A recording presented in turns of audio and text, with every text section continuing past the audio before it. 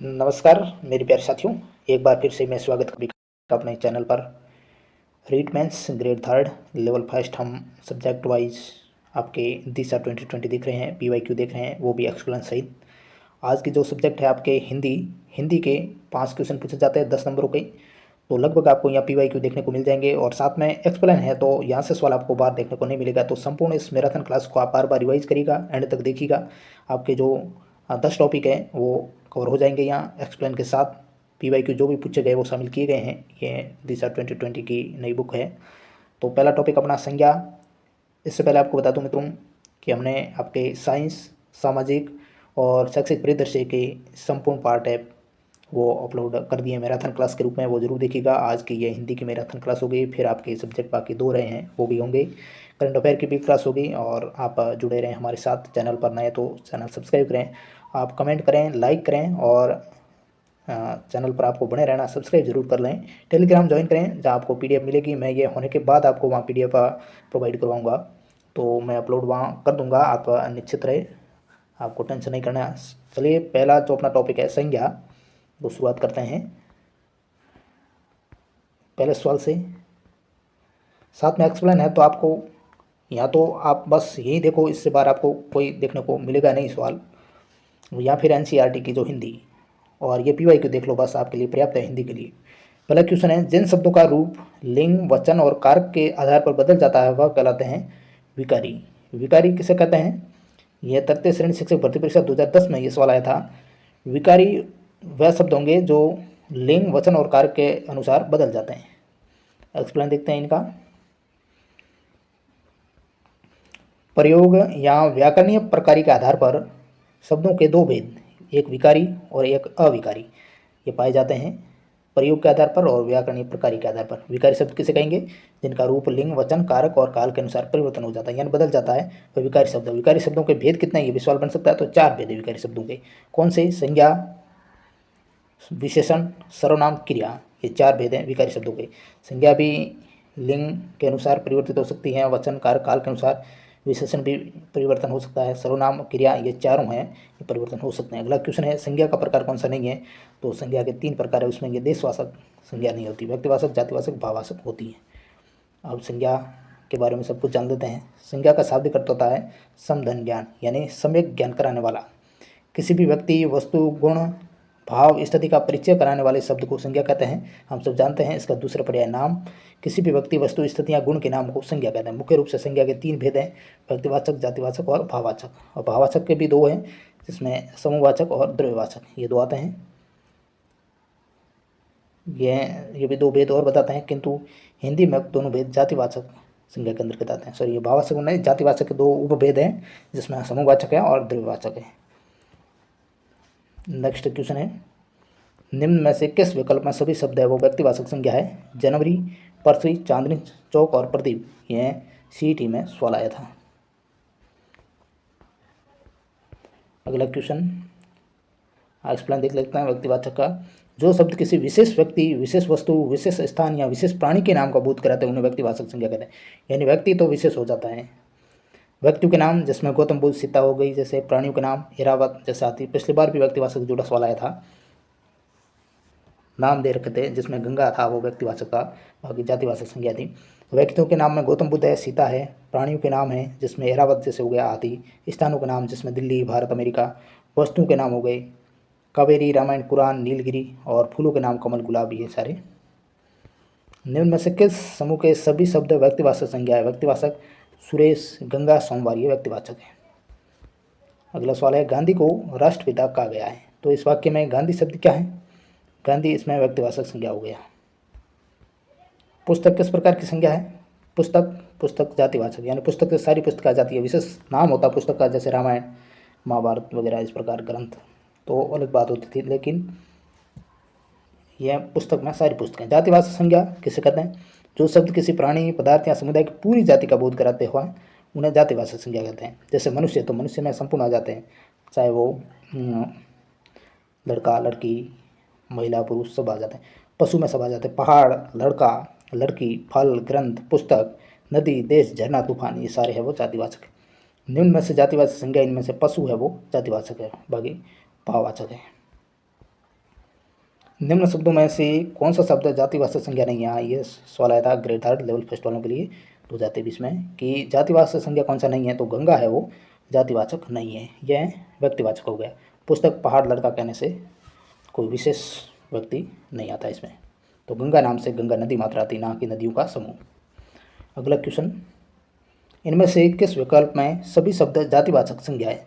सभी शब्द जातिवाचक हैं, पहाड़ हो गया, बालक हो गया, नदी, तो ये सभी शब्द है वो जातिवाचक हैं। निम्न में से किस विकल्प में सभी शब्द जातिवाचक संज्ञा है? इनमें से सभी शब्द पुस्तक, पहाड़, नदी, ये सारे हैं वो जातिवाचक हैं। निम्न में से जातिवाचक संज्ञा का उदाहरण है तूफान है, वो जातिवाचक है। जातिवाचक संज्ञा कौन सी नहीं है?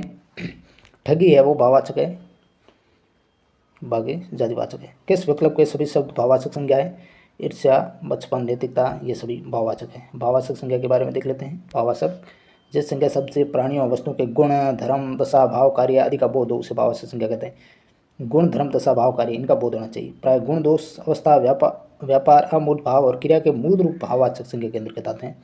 क्रिया का मूल रूप गुण, धर्म, दशा, भाव, ये देख लेते हैं किस प्रकार उदाहरण के रूप में। ये था जैसे गुण दोष में चौड़ाई, लंबाई, सुंदरता, कुरूपता, चतुरता आ जाते हैं। दशा में बुढ़ापा, यौवन, प्यास, बचपन। भाव में आशा, स्वार्थ, शत्रुता, क्रोध, शांति, ईर्ष्या, कार्य, सहायता, विश्वास, प्रशंसा, सलाह, नैतिकता, ये सारे हैं वो भाववाचक है। आपको विशेष ध्यान रखना है, भाववाचक संज्ञाओं का कोई आकार, बनावट, रंग, रूप नहीं होता है, यानी अमूर्त रूप में होती है। इन्हें देख नहीं सकते, केवल अनुभव कर सकते हैं। जैसे बच्चे को देख सकते हैं लेकिन बचपन को नहीं, अतः बचपन भाववाचक संज्ञा हुई। भाववाचक संज्ञा 5 प्रकार के शब्दों जिसमें जातिवाचक संज्ञा हो सकती है। सर्वनाम, विशेषण, क्रिया और अव्यय के साथ प्रत्यय के मेल से बनती है। भाववाचक संज्ञा का निर्माण कैसे होता है? 5 प्रकार के शब्दों से होगा। जातिवाचक संज्ञा से होगा, सर्वनाम से होगा, विशेषण से, क्रिया से, अव्यय से। इनके साथ प्रत्यय का मेल होता है तो भाववाचक संज्ञा बनती है। भाववाचक संज्ञा अमूर्त होती है, आप केवल अनुभव करोगे तो आपको पता चल जाएगा कि यह इसमें भाव है। बूढ़ा कहने से जरूर नजरों के सामने आकृति बन जाती है कि बूढ़ा कोई आदमी हो सकता है या महिला हो सकती है, लेकिन बुढ़ापा कहने से अपने को दिख नहीं सकता, तो वो अमूर्त है। इस प्रकार आप पता कर दोगे। झूठा आदमी विश्वास के योग्य नहीं होता, तो इस वाक्य में विश्वास क्या है? ये तृतीय श्रेणी शिक्षक परीक्षा 2012 में सवाल आया था इस प्रकार। झूठा आदमी विश्वास के योग्य नहीं होता, तो विश्वास को आप क्या देख सकते हो? तो विश्वास दिखाई नहीं देता, तो ये भाव हो गया। अगला क्वेश्चन है, इनमें भाववाचक संज्ञा कौन सी है? बचपन। बच्चा का भाववाचक संज्ञा रूप बताना है। बच्चे को तो आप देख सकते हो, ये भाववाचक तो है नहीं, लेकिन बचपन कहने से भाव बन जाता है। किस विकल्प में सर्वनाम से बनी भाववाचक संज्ञा है? ममता। ममता है, यह सर्वनाम से बनी भाववाचक संज्ञा है। ये सवाल बना है, देखो। भाववाचक संज्ञा का उदाहरण है इनमें से यौवन। निम्न में से भाववाचक संज्ञा का उदाहरण कौन सा नहीं है? अमर। बचपन, बुढ़ापा, सफलता ये हैं, लेकिन अमर है वो भाववाचक संज्ञा का उदाहरण नहीं है।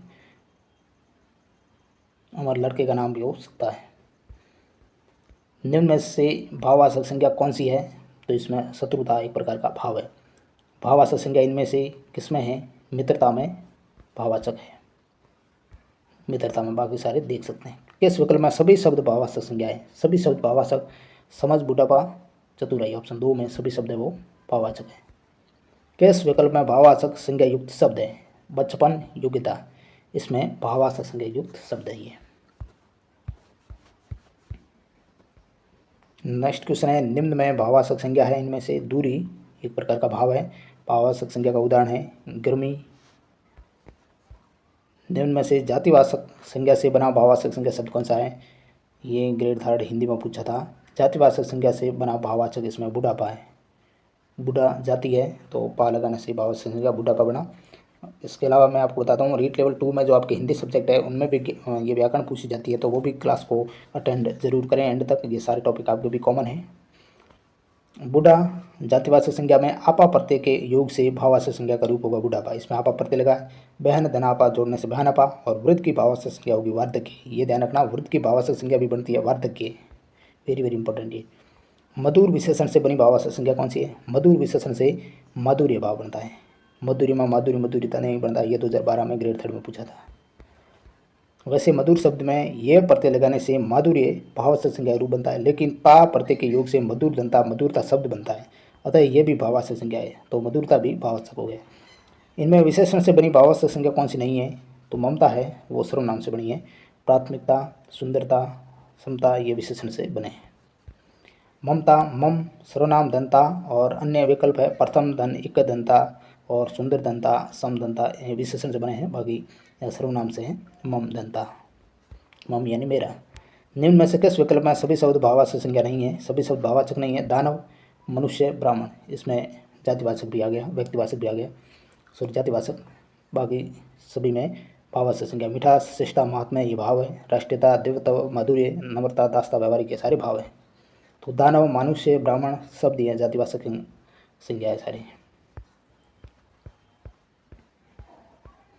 किस विकल्प के सभी शब्द है वो क्रिया से बनी भाववाचक संज्ञा? क्रिया से, पढ़ना से पढ़ाई और लिखना से लिखावट, तो ये क्रिया से बने। पढ़ाई शब्द से पढ़ना और लिखावट शब्द लिखना क्रिया से बना है।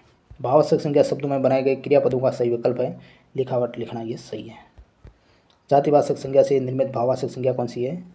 पशुता, पशु जाति है और ता प्रत्यय से पशुता। कौन सा शब्द जातिवाचक संज्ञा से निर्मित भाववाचक संज्ञा नहीं है? कंजूसी, ये विशेषण से बना भाववाचक है। ये भी हिंदी में पूछा था 2023 में, ग्रेड 3 में। निम्न में से विशेषण से बनी भाववाचक संज्ञा। विशेषण से बनी भाववाचक नवीनता, नवीन विशेषण होता है। विशेषण से निर्मित भाववाचक संज्ञा है भव्यता, ये विशेषण से निर्मित है। इनमें क्रिया से बनी भाववाचक संज्ञा नहीं है। क्रिया से भलाई नहीं बनी है। भाववाचक संज्ञा शब्द भलाई है वो भला विशेषण में आई प्रत्यय जोड़ने से ये बना है, तो ये क्रिया से नहीं है। सर्वनाम से निर्मित संज्ञा शब्द कौन सा है? अहंकार, ये सर्वनाम से। चाल शब्द के संज्ञा का उदाहरण है भाववाचक का। तो यहाँ से जरूर आपको एक सवाल इस टॉपिक से देखने को मिलेगा। निम्न में से जातिवाचक संज्ञा से निर्मित भाववाचक संज्ञा है दासत्व। महात्मा शब्द क्या है? यह भाववाचक है, महात्मा है। महात्मा शब्द महात्मा धन ये के योग से बना है। महात्मा जातिवाचक संज्ञा, ये भी ध्यान रखना है। यह प्रत्यय लगने पर यह महात्मा के रूप में भाववाचक बन जाता है। ये प्रत्यय इसमें लगता है तो यह महात्मा हो जाता है, तो महात्मा है वो जातिवाचक है। किस विकल्प के सभी शब्द विशेषण से बनी भाववाचक संज्ञा है? महत्व, सौंदर्य, प्राथमिकता, ये विशेषण से बनी है। महत्व विशेषण में तो प्रत्यय लगा है तो महत्व, और सुंदर विशेषण में यह प्रत्यय जोड़ने से सौंदर्य, प्राथमिक विशेषण में ता प्रत्यय जोड़ने से प्राथमिकता, यह भाववाचक संज्ञा शब्द बना है। कौन सा शब्द संज्ञा है? क्रोध है वो संज्ञा है। क्रोध को देख नहीं सकते, केवल अनुभव कर सकते हैं, तो यह भाववाचक संज्ञा हो गई। सर्वनाम से बनी भाववाचक संज्ञा कौन सी? अपनापन। अपनापन शब्द अपना सर्वनाम में पन प्रत्यय जोड़ने से बना है। अन्य विकल्पों के शब्द छुट्टपन, छोटा विशेषण से, लड़कपन, लड़का संज्ञा से, और लिखावट है वो लिखना क्रिया से बने। भारतीय सेना बहुत शक्तिशाली है, तो वाक्य में सेना संज्ञा क्या है? यह समुदायवाचक है। अंग्रेजी प्रभाव के कारण हिंदी में जातिवाचक संज्ञा के दो उपभेद है। जातिवाचक का पहला द्रव्यवाचक, तो कुछ संज्ञा शब्द ऐसे द्रव्य या पदार्थों का बोध कराते हैं जिनसे अनेक वस्तु बनती है। द्रव्य या पदार्थ का बोध कराने वाली संज्ञा को द्रव्यवाचक संज्ञा कहते हैं, जैसे स्टील, लोहा, पीतल या बर्तनों के लिए, लकड़ी फर्नीचर के लिए, प्लास्टिक खिलौनों के लिए, ऊन स्वेटर के लिए, सोना चांदी आभूषणों के लिए। ध्यान रहे द्रव्यवाची संज्ञा शब्दों का प्रयोग प्राय एक वचन में ही किया जाता है, क्योंकि ये शब्द गणनीय नहीं होते, तो एक वचन में ही प्रयोग होंगे। जो द्रव्यवाचक शब्द है वो हमेशा एक वचन में होते हैं। समूहवाचक संज्ञा की बात करें तो जो संज्ञा शब्द किसी समुदाय या समूह का बोध कराते हैं वो समूहवाचक हैं। जहाँ भी समूह होगा वहाँ एक से अधिक सदस्यों की संभावना होगी, जैसे दरबार, सभा, कक्षा, परिवार, झुंड, भीड़, टीम, दल, सभी यह समूहवाचक हैं। आपको ध्यान रखना है कि इन शब्दों का प्रयोग भी एक वचन में ही होता है, क्योंकि यह एक ही जाति के सदस्यों के समूह को एक इकाई के रूप में व्यक्त करता है। ये भी आपको ध्यान रखना है। सभा कहते ही वो बहुवचन नहीं होगा, हमेशा एक वचन होगी। किस वाक्य में संज्ञा शब्द बहुवचन रूप में प्रयुक्त नहीं हुए हैं? मेले में बहुत भीड़ थी, ये भीड़ है वो एक वचन है। ये देखो इस प्रकार का सवाल बना है, बहुवचन रूप में प्रयुक्त नहीं हुए हैं। आज के समाचार क्या हैं? तो समाचार में बहुत सारे आ जाते हैं। तेरे होश उड़ गए, होड़ बहुवचन में है, लोग भी बहुवचन में है, समाचार भी बहुवचन में है, लेकिन भीड़ है वो यानी एक प्रकार का समूह है, तो वो बहुवचन में नहीं है। कोयला में संज्ञा शब्द का भेद बताना है। जातिवाचक है, कोयला द्रव्यवाचक संज्ञा है, लेकिन विकल्पों में द्रव्यवाचक नहीं है, तो जातिवाचक संज्ञा वाले विकल्प को सही माना जाएगा। अब अपना सेकंड टॉपिक है सर्वनाम। तो संज्ञा से बेहतरीन क्वेश्चन, उसके एक्सप्लेन सहित आपको समझ भी साथ में और उदाहरण भी साथ में, पीवाईक्यू भी साथ में, तो इससे बड़ी बात तो और क्या है। तो इस मैराथन क्लास को आप अटेंड करें एंड तक। सर्वनाम, पहला क्वेश्चन, संज्ञा के स्थान पर प्रयुक्त होने वाले शब्द क्या कहलाते हैं? सर्वनाम। जो संज्ञा के स्थान पर प्रयुक्त होते हैं, ये चीज चैप्टर है। सर्वनाम का अर्थ है सबका नाम। जो शब्द सबके नामों के स्थान पर प्रयुक्त होते हैं, यहाँ हो सकते हैं, उन्हें सर्वनाम कहेंगे। दूसरे शब्दों में बात करें तो संज्ञा के स्थान पर प्रयुक्त होने वाले शब्द सर्वनाम। मैं, तुम, यह, वह, हम, वह, उस, आप आदि शब्द सर्वनाम है। जैसे मैं का प्रयोग सभी व्यक्ति अपने लिए करते हैं, अतः मैं किसी एक का नाम न होकर सबका नाम का सर्वनाम है। तो हिंदी में शुद्ध रूप से 11 है। वो सर्वनामों की संख्या कितनी है? 11। ये घोड़ा अच्छा है। इस वाक्य में ये क्या है? सर्वनाम। कौन सा शब्द सर्वनाम नहीं है इनमें से? सड़क। इजी क्वेश्चन 2012 में ऐसे पूछे जाते थे। यह, वह, तुम, आप, ये क्या है? सर्वनाम है। अपना अपना सामान उठाओ और चलते बनो, वाक्य में सर्वनाम है अपना अपना। अपना शब्द केवल सर्वनाम होता है, ये ध्यान रखना है। अपना शब्द आ जाए तो वो सर्वनाम। सर्वनाम के भेद है 6। सर्वनाम के 6 भेद।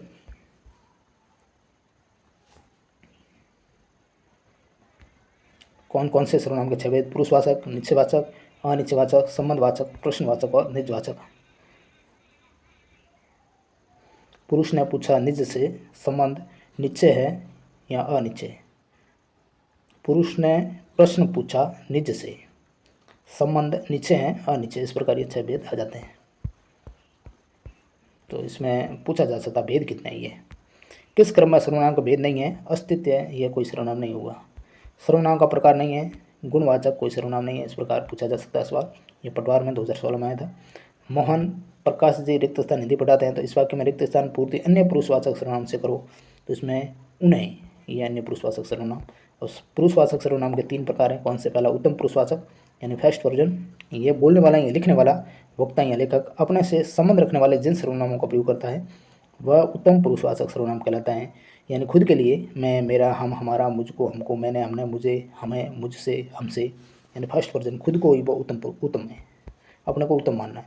मध्यम पुरुष यानी सेकंड वर्जन सामने वाला, वक्ता या लेखक सुनने वाले या पढ़ने वाले के लिए जिन सर्वनामों का प्रयोग हो, तुम, तुम्हारा, तुझको, तुमको, तुझे, तुम्हें, आपको, आप लोग, आप सब, आपका, ये मध्यम पुरुष सर्वनाम। तुम एक दृष्टि में आप देखो कारक है, एक वचन है, बहुवचन। जैसे कर्ता कारक है, उसमें तू, तूने, ये एक वचन है, तो बहुवचन इसका बनेगा तुम, तुमने, तुम लोगों ने। कर्म है तुझे, तुझको, तुम्हें, तुम लोगों को। करण कारक है, उसमें एक वचन मुझसे, तेरे द्वारा, तो तुमसे, तुम्हारे से, ये बहुवचन बनेगा। संप्रदान तुझको, तुझे, तेरे लिए, तो तुम्हें, तुम्हारे लिए। अपादान तुझसे, बहुवचन में तुमसे, तुम लोगों से। संबंध में तेरा, तेरी, तेरे, बहुवचन में तुम्हारा, तुम्हारी। अपादान तुझसे, तुमसे, तुम लोगों से। तो ये हम सब जानते हैं। अन्य पुरुषवाचक सर्वनाम यानी थर्ड वर्जन, वक्ता या लेखक सुनने या पढ़ने वालों के अतिरिक्त अन्य व्यक्तियों के लिए जिन सर्वनामों का प्रयोग करता है, यानी वहाँ है नहीं फिर भी दोनों आमने सामने वाले उस तीसरे का जिक्र करते हैं, तो वो अन्य पुरुष हुआ। उन्हें अन्य पुरुषवाचक, जैसे इट प्लस दे, यानी वह, उसे, उन्हें, इन्हें, इसे, उसे, ये, वह, इसने, उसने, उसका, आप, आपका। इस प्रकार उत्तम, देखो एक ट्रिक है, उत्तम कहता, मध्यम सुनता और अन्य की होती बात। विशेष आपको ध्यान रखना है। वह, ये शब्दों का प्रयोग भी प्राय 2 सर्वनामों यानी अन्य पुरुषवाचक और निश्चयवाचक दोनों में होता है। सही सर्वनाम की पहचान के लिए एक तरीका अपनाना चाहिए। कौन सा?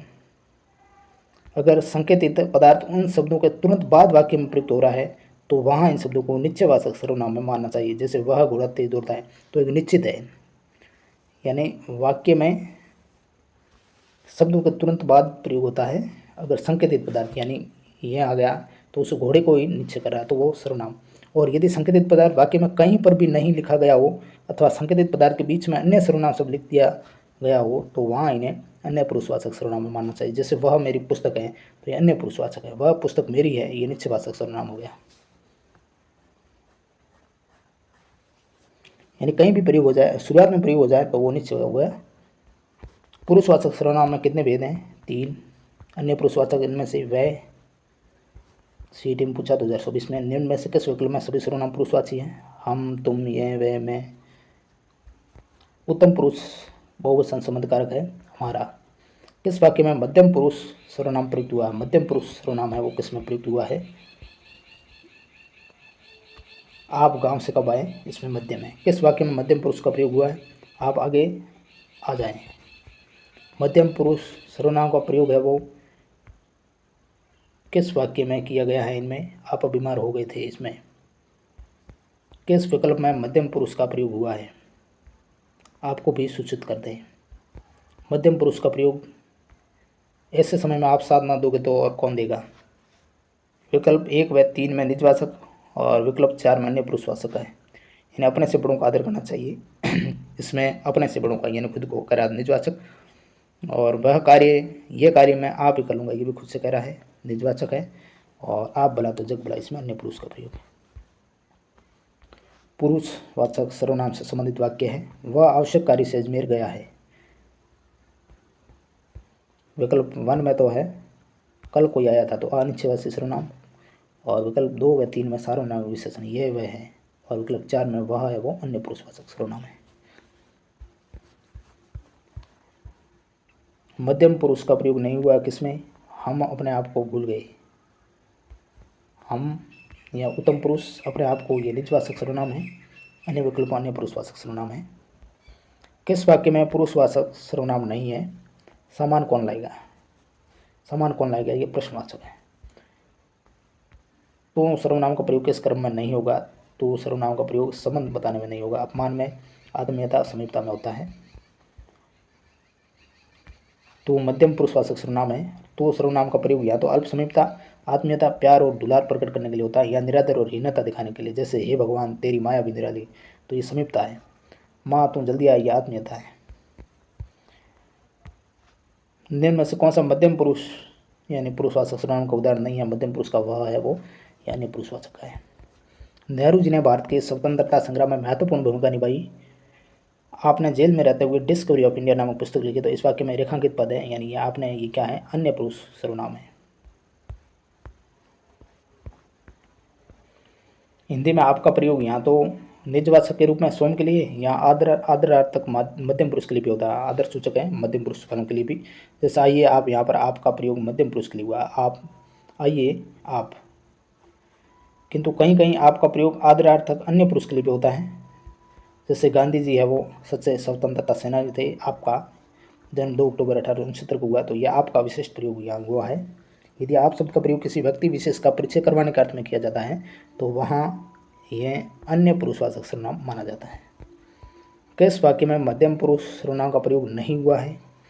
सुभाष चंद्र बोस महान देशभक्त थे, आपने देश सेवा के लिए उच्च पद का भी त्याग कर दिया था, तो यहाँ मध्यम पुरुष का नहीं है। आपने तो कमाल कर दिया, ये सामने वाला है। तुम दिल्ली से कब आए, ये भी सामने वाला। आप बहुत अच्छा गाते, ये भी सामने वाला, ये अन्य पुरुष में है। मैं, हम, तुम, वह, वह के सर्वनाम के उदाहरण है, तो ये पुरुषवाचक है। प्रश्नवाचक सर्वनामों का समूह है, कौन, किसे, कब, यह सब जानते हो, इसमें कुछ समझाने की बात है। किसमें सभी सर्वनाम प्रश्नवाचक हैं? प्रश्नवाचक कौन, क्या, किसने। प्रश्नवाचक सर्वनाम नहीं है, तुम में नहीं है। किन किन का नाम सूची में है? मैं प्रश्नवाचक सर्वनाम का भाव है किन किन में। शायद कमरे में, यानी कक्कार जब आए वहाँ प्रश्नवाचक ही होगा। शायद कमरे में कोई छिपा हुआ है, इस वाक्य में रेखांकित शब्द है अनिश्चयवाचक सर्वनाम। ये कोई है तो अनिश्चय हो गया, कोई निश्चित ना हो तो वो अनिश्चय, ये सब आपको ध्यान है। वह सर्वनाम शब्द जिनसे किसी निश्चित वस्तु या व्यक्ति का बोध नहीं होता, अनिश्चय की स्थिति बनी रहती है, तो वो अनिश्चयवाचक। कुछ, कोई, किसी, कौन, जो। प्राणियों के लिए कोई और किसी सर्वनाम लगता है, और पदार्थों के लिए कुछ। शायद दरवाजे पर कोई है, तो ये प्राणियों के लिए कोई कुछ भी कहे हमें क्या, ये भी प्राणी। लेकिन आपको ध्यान रखना है, कोई और कुछ के बहुवचन क्रम किन्हीं और कुछ होते हैं। कोई और किन्हीं का प्रयोग सजीव प्राणियों के लिए और कुछ का प्रयोग निर्जीव प्राणियों के लिए होता है। कीड़े मकोड़े आदि तुच्छ प्राणियों के लिए भी कुछ का प्रयोग होता है। कोई और कुछ निम्न में से क्या है? अनिश्चयवाचक सर्वनाम है। किन्हीं सर्वनाम है, यह अनिश्चयवाचक है।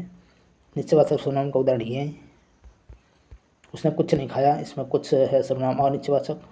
CET में आया 2024 में। कोई आया था वाक्य में कौन सा सर्वनाम है? अनिश्चयवाचक। अनिश्चयवाचक सर्वनाम से युक्त वाक्य कौन सा? वह कुछ खा रहा है। यह मेरी पुस्तक है, यह अनिश्चयवाचक सर्वनाम। मेरी सार्वनाम विशेषण है। कौन जा रहा है? प्रश्नवाचक है। जो पढ़ेगा सो पास हो जाएगा, संबंधवाचक। किस वाक्य में अनिश्चयवाचक सर्वनाम है? हम किसी से कुछ नहीं कर सकते, इसमें कोई निश्चय नहीं है। विकल्प 2 में, यानी हम खुद ही इधर आ गए, मैं निजवाचक सर्वनाम, इसमें निजवाचक है। और विकल्प 3 में, मेरा भाई जो तुम्हें मिला था आगे जा रहा है, संबंधवाचक सर्वनाम। और विकल्प 4 में है वो प्रश्नवाचक है। सामने जो बड़ा महल दिखाई दे रहा है वह मेरा है, इसमें कौन सा सर्वनाम है? तो इसमें निश्चय है।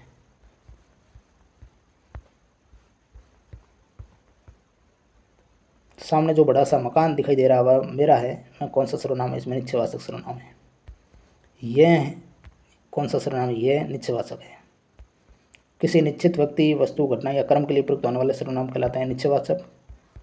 जिस सर्वनाम से वक्ता के पास अथवा दूर की किसी वस्तु का बोध हो तो वो निश्चयवाचक है। किस वाक्य में संबंधवाचक सर्वनाम है? तो तेते पापसारी जेती लांबी छोर, इसमें संबंधवाचक है। संबंधवाचक क्या? जो जिन सर्वनाम शब्द में दो भिन्न बातों का संबंध प्रकट होता है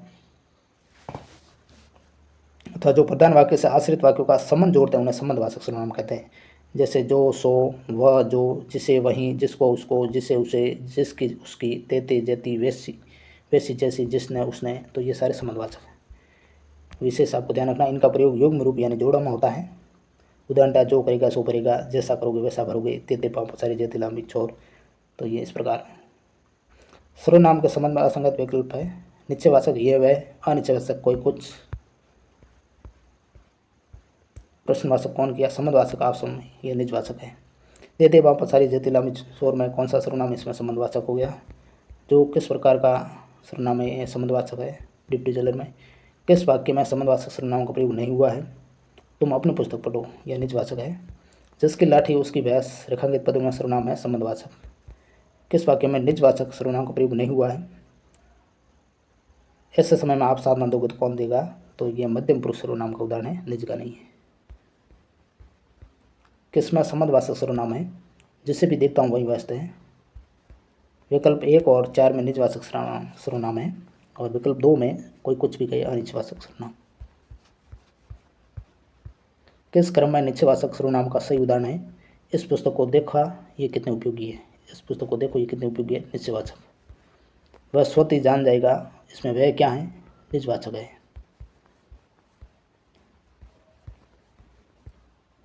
किस वाक्य में निजवाचक सर्वनाम का प्रयोग नहीं हुआ है?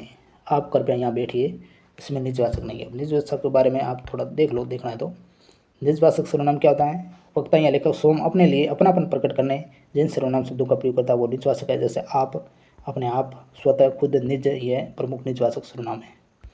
जैसे वह स्वतः समझ गया, आप भला तो जग भला। ध्यान रहे कि यहाँ प्रयुक्त आप स्वयं के लिए प्रयुक्त है, जो कि पुरुषवाचक मध्यम पुरुष आदरणीय सर्वनाम आपसे ही अलग है। यहाँ यदि आप शब्द अपने की स्थिति को प्रकट करता है और अंग्रेजी रूपांतरण में इसके लिए him self, her self, my self, your self, और सेल्फ और देम सेल्फ जैसे शब्द प्रयुक्त होते हैं तो वहाँ ये निजवाचक सर्वनाम माना जाएगा। अपने से बड़ों को आदर करना उचित है। वाक्य में रेखांक शब्द कौन सा है? कौन सा सर्वनाम है? ये ग्रेड 3 में आया था, तो ये निजवाचक है। अपने से बड़ों का निजवाचक। वह पुस्तक वही है जो मेरे पाठ्यक्रम में है। वाक्य में निजवाचक सर्वनाम वही।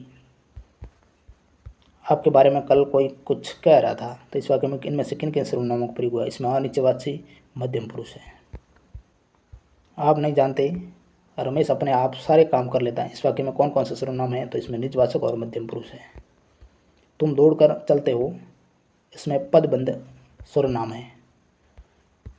मुझे वहाँ जाना है, वाक्य में रेखांकित पदबंध का प्रकार है सर्वनाम। मुझे वहाँ जाना है, इसमें सर्वनाम का प्रयोग हुआ है।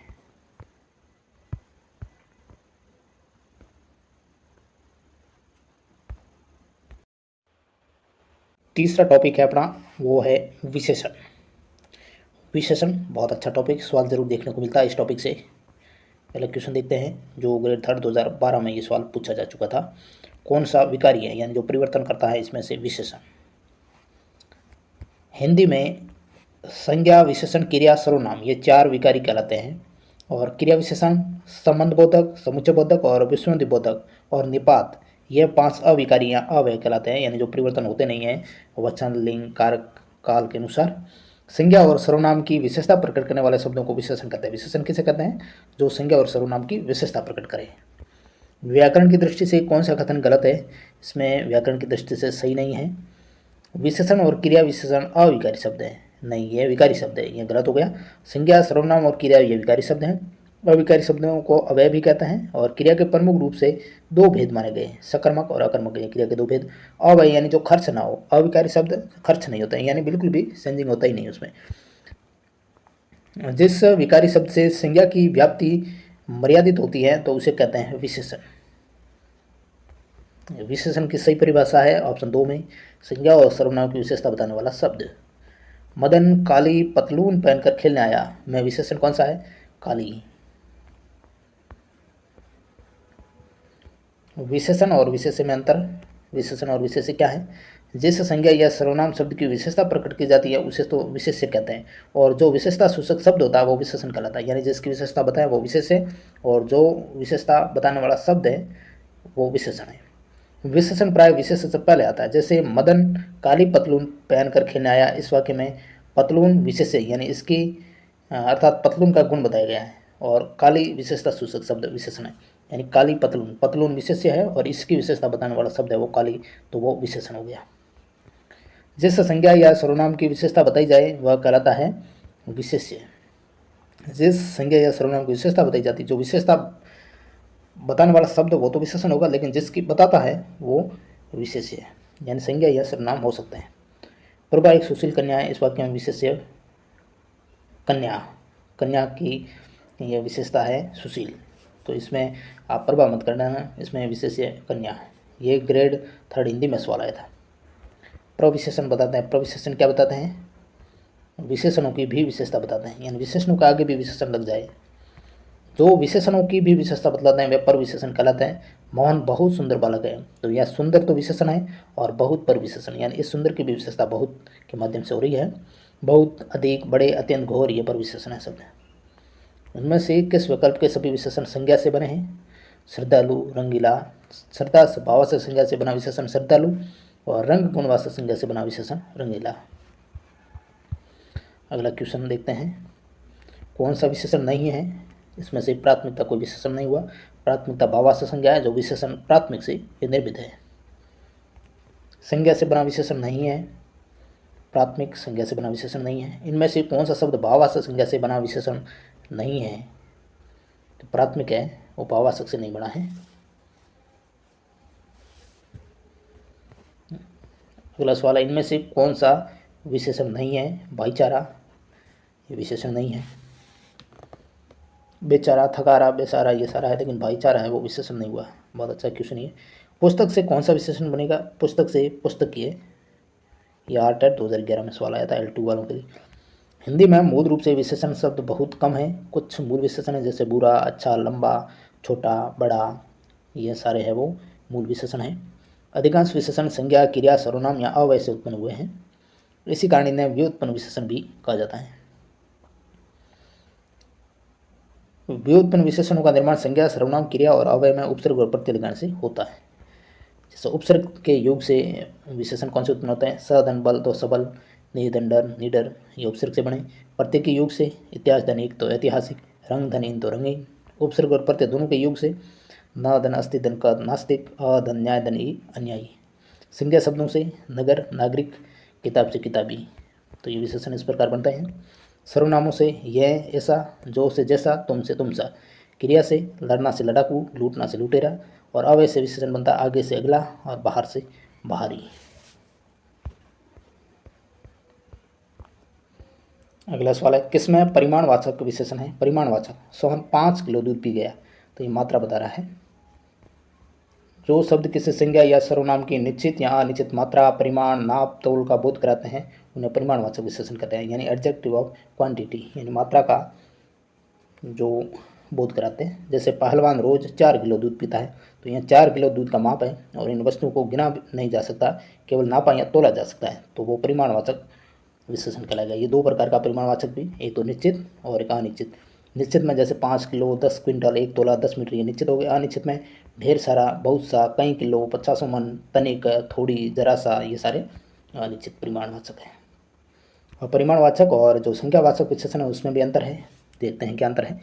यदि विशेष्य यानी पदार्थ या संज्ञा गिनी जाने वाली वस्तु हो तो उसके साथ प्रयुक्त विशेषण संख्यावाचक माना जाएगा, यानी जो गिनी जा सकती है वो तो संख्यावाचक, और अन्यथा उसे परिमाणवाचक विशेषण माना जाएगा। अगर नहीं गिनी जा सकती तो परिमाणवाचक। जैसे सोहन है वो 5 किलो दूध पी गया, तो ये तो परिमाण बता रहा है। थोड़े बच्चे दिखाई दे रहे हैं, अब ये संख्यावाचक है, इनको हम गिन सकते हैं, लेकिन 5 किलो दूध इसको हम गिन नहीं सकते। तो ये परिमाणवाचक है। दूध को नहीं गिन सकते, केवल नाप या तोल सकते हैं, परिमाण उनका निकाल सकते हैं। किस विशेषण के साथ परिमाण बोधक विशेषण प्रयुक्त हुआ है? 2 सेर घी। किसमें परिमाणवाचक विशेषण है? इसमें इस बार बारिश में बहुत ओले गिरे, तो ये परिमाणवाचक यानी मात्रा बता रहा है। खीर तैयार करने में आधा किलोग्राम दूध लग गया, इस वाक्य में किस विशेषण का प्रयोग किया गया? ये सीईटी ग्रेजुएशन लेवल 2024 में सवाल आया था। परिमाण बोधक विशेषण का ये वाक्य है, खीर तैयार करने में आधा किलोग्राम दूध है वो लग गया।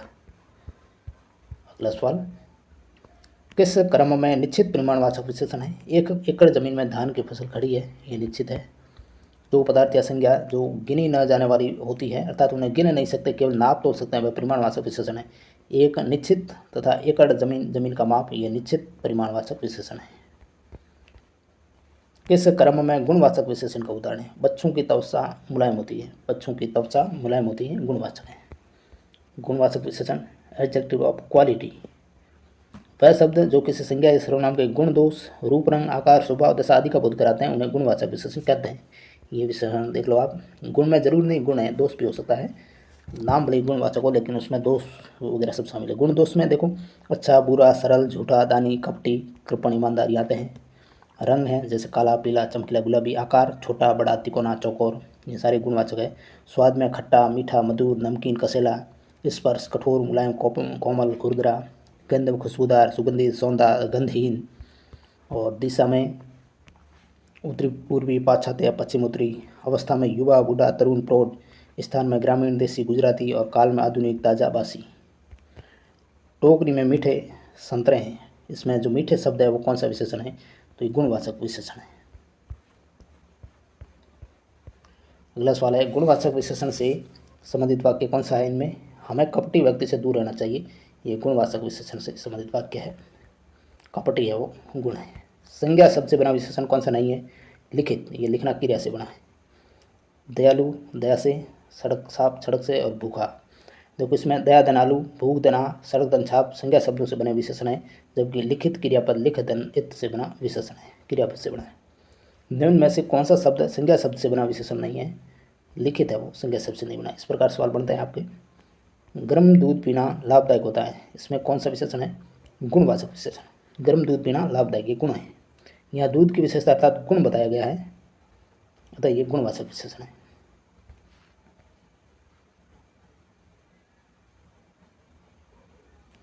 अगला क्वेश्चन है, नीचे दिए जोड़ों में से जो सही नहीं है उसको छांटना है। वंदना, वंद की, ये गलत। वंदना का विशेषण वंदनीय होता है, ना कि वंद की। वर्ष का वार्षिक, वन का वन्य, व्यवसाय व व्यावसायिक, ये भी 2013 में ग्रेड 3 में आया था। किस क्रमांक में विशेषण शब्द है? पुष्पित, इसमें विशेषण शब्द है। नति, ब्लाहक, सुसुप्ति, इसमें नहीं। पुष्प से पुष्पित, इसमें विशेषण है। बिहारी ने सतसई लिखी, सतसई शब्द में कौन सा विशेषण है? बहुत अच्छा क्वेश्चन, इसमें समुच्चय बोधक है।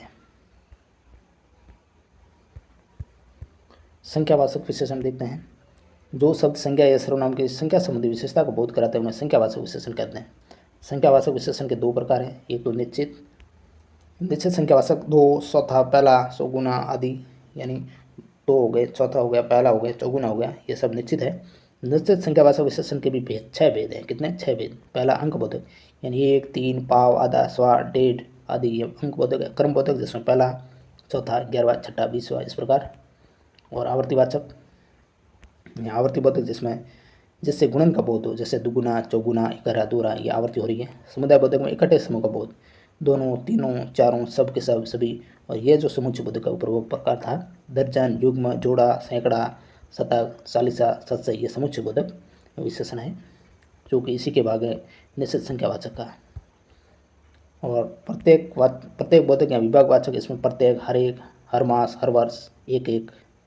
अनिश्चित संख्यावाचक विशेषण जिसमें कुछ, कई, बहुत, काफ़ी, थोड़े, हजारों, ये आते हैं। किस वाक्य में संख्यावाचक विशेषण का प्रयोग हुआ है? इस कक्षा में 40 विद्यार्थी हैं, तो इसमें संख्यावाचक विशेषण का प्रयोग है वो हुआ है। निम्न में से विशेषण की पहचान करनी है। थोड़ा, ये विशेषण है, 2012 में इस वाला है। भाववाचक संज्ञा से निर्मित विशेषण कौन सा है? प्यारा। विशेषण प्यारा भाववाचक संज्ञा प्यार से बना है, प्यार से प्यारा। पशु शब्द का विशेषण क्या है? पाश्विक। पशु से पाश्विक विशेषण बनता है, ये आपको ध्यान में रखना है। पशुत्व, पशुता, पशुपति यानी पार्श्विक विशेषण है। पशुत्व का भाव है, पशुता विभाव है। पशु शब्द का विशेषण पार्श्विक है। पार्श्विक है वो एक प्रवृत्ति मानी जाती है। इनमें से विशेषण उपवाक्य है, जो रुपए मुझे मिले थे वह खर्च हो गए, ये विशेषण उपवाक्य है। निम्न में से कौन सा शब्द विशेषण नहीं है? इनमें से धोखा है वो विशेषण नहीं है, ये धोखा शब्द है वो संज्ञा पुल्लिंग है। अच्छा, प्रथम, अनेक, ये सारे विशेषण हैं। ये बहुत अच्छा क्वेश्चन है। धोखा है, ये विशेषण नहीं है, यह संज्ञा पुल्लिंग शब्द माना जाएगा।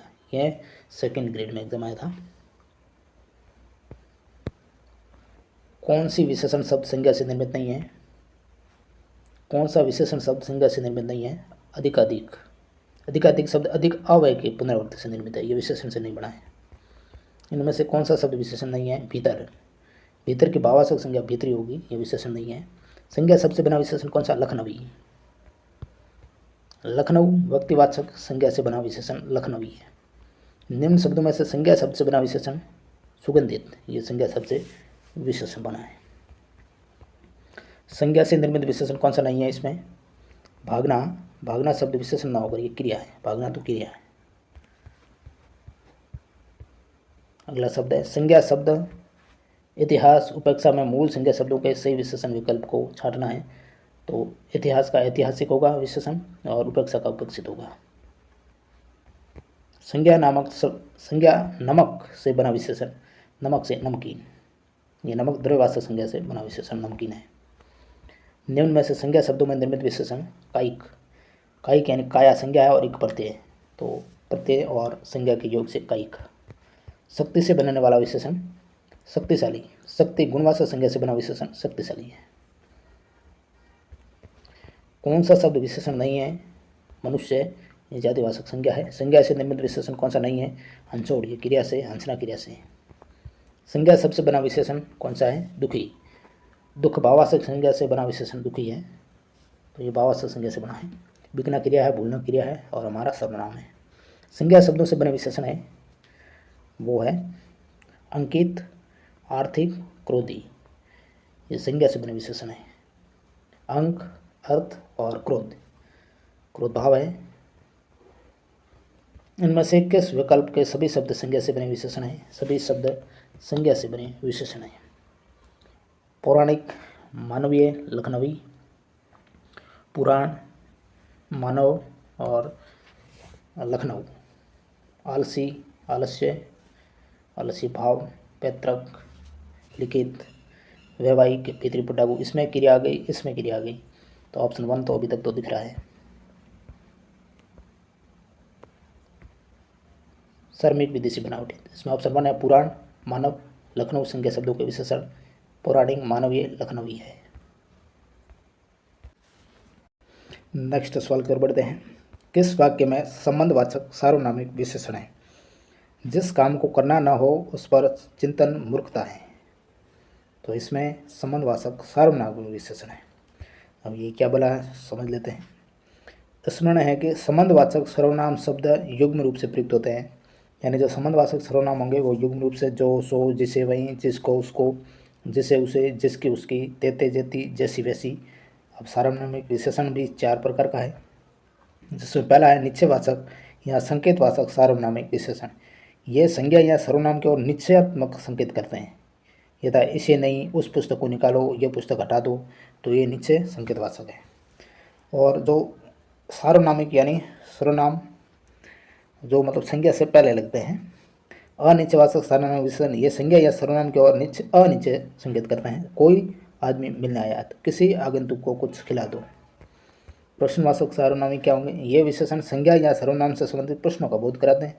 और संबंधवाचक ये विशेषण एक संज्ञा या सर्वनाम का संबंध वाक्य में प्रयुक्त अन्य संज्ञा या सर्वनाम शब्द के साथ जोड़ते हैं।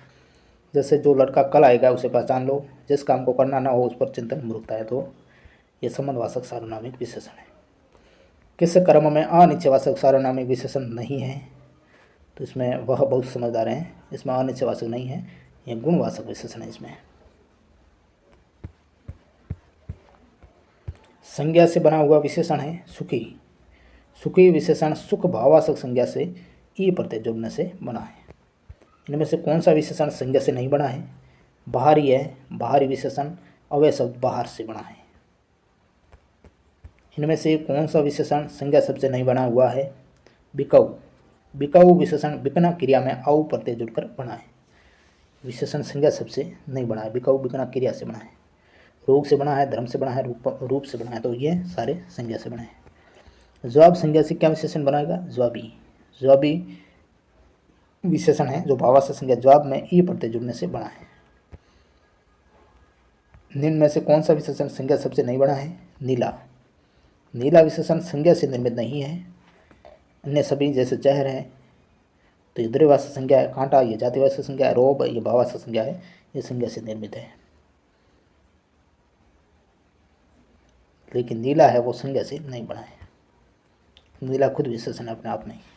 विशेषण की उत्तम अवस्था का प्रयोग किस वाक्य में किया गया है? उसे सर्वाधिक अंक प्राप्त हुए। तो इसमें विशेषण की 3 अवस्थाएं हैं, उसमें उत्तम अवस्था का प्रयोग हुआ है। यह बहुत सुंदर चित्र है। तो यह मूल अवस्था है।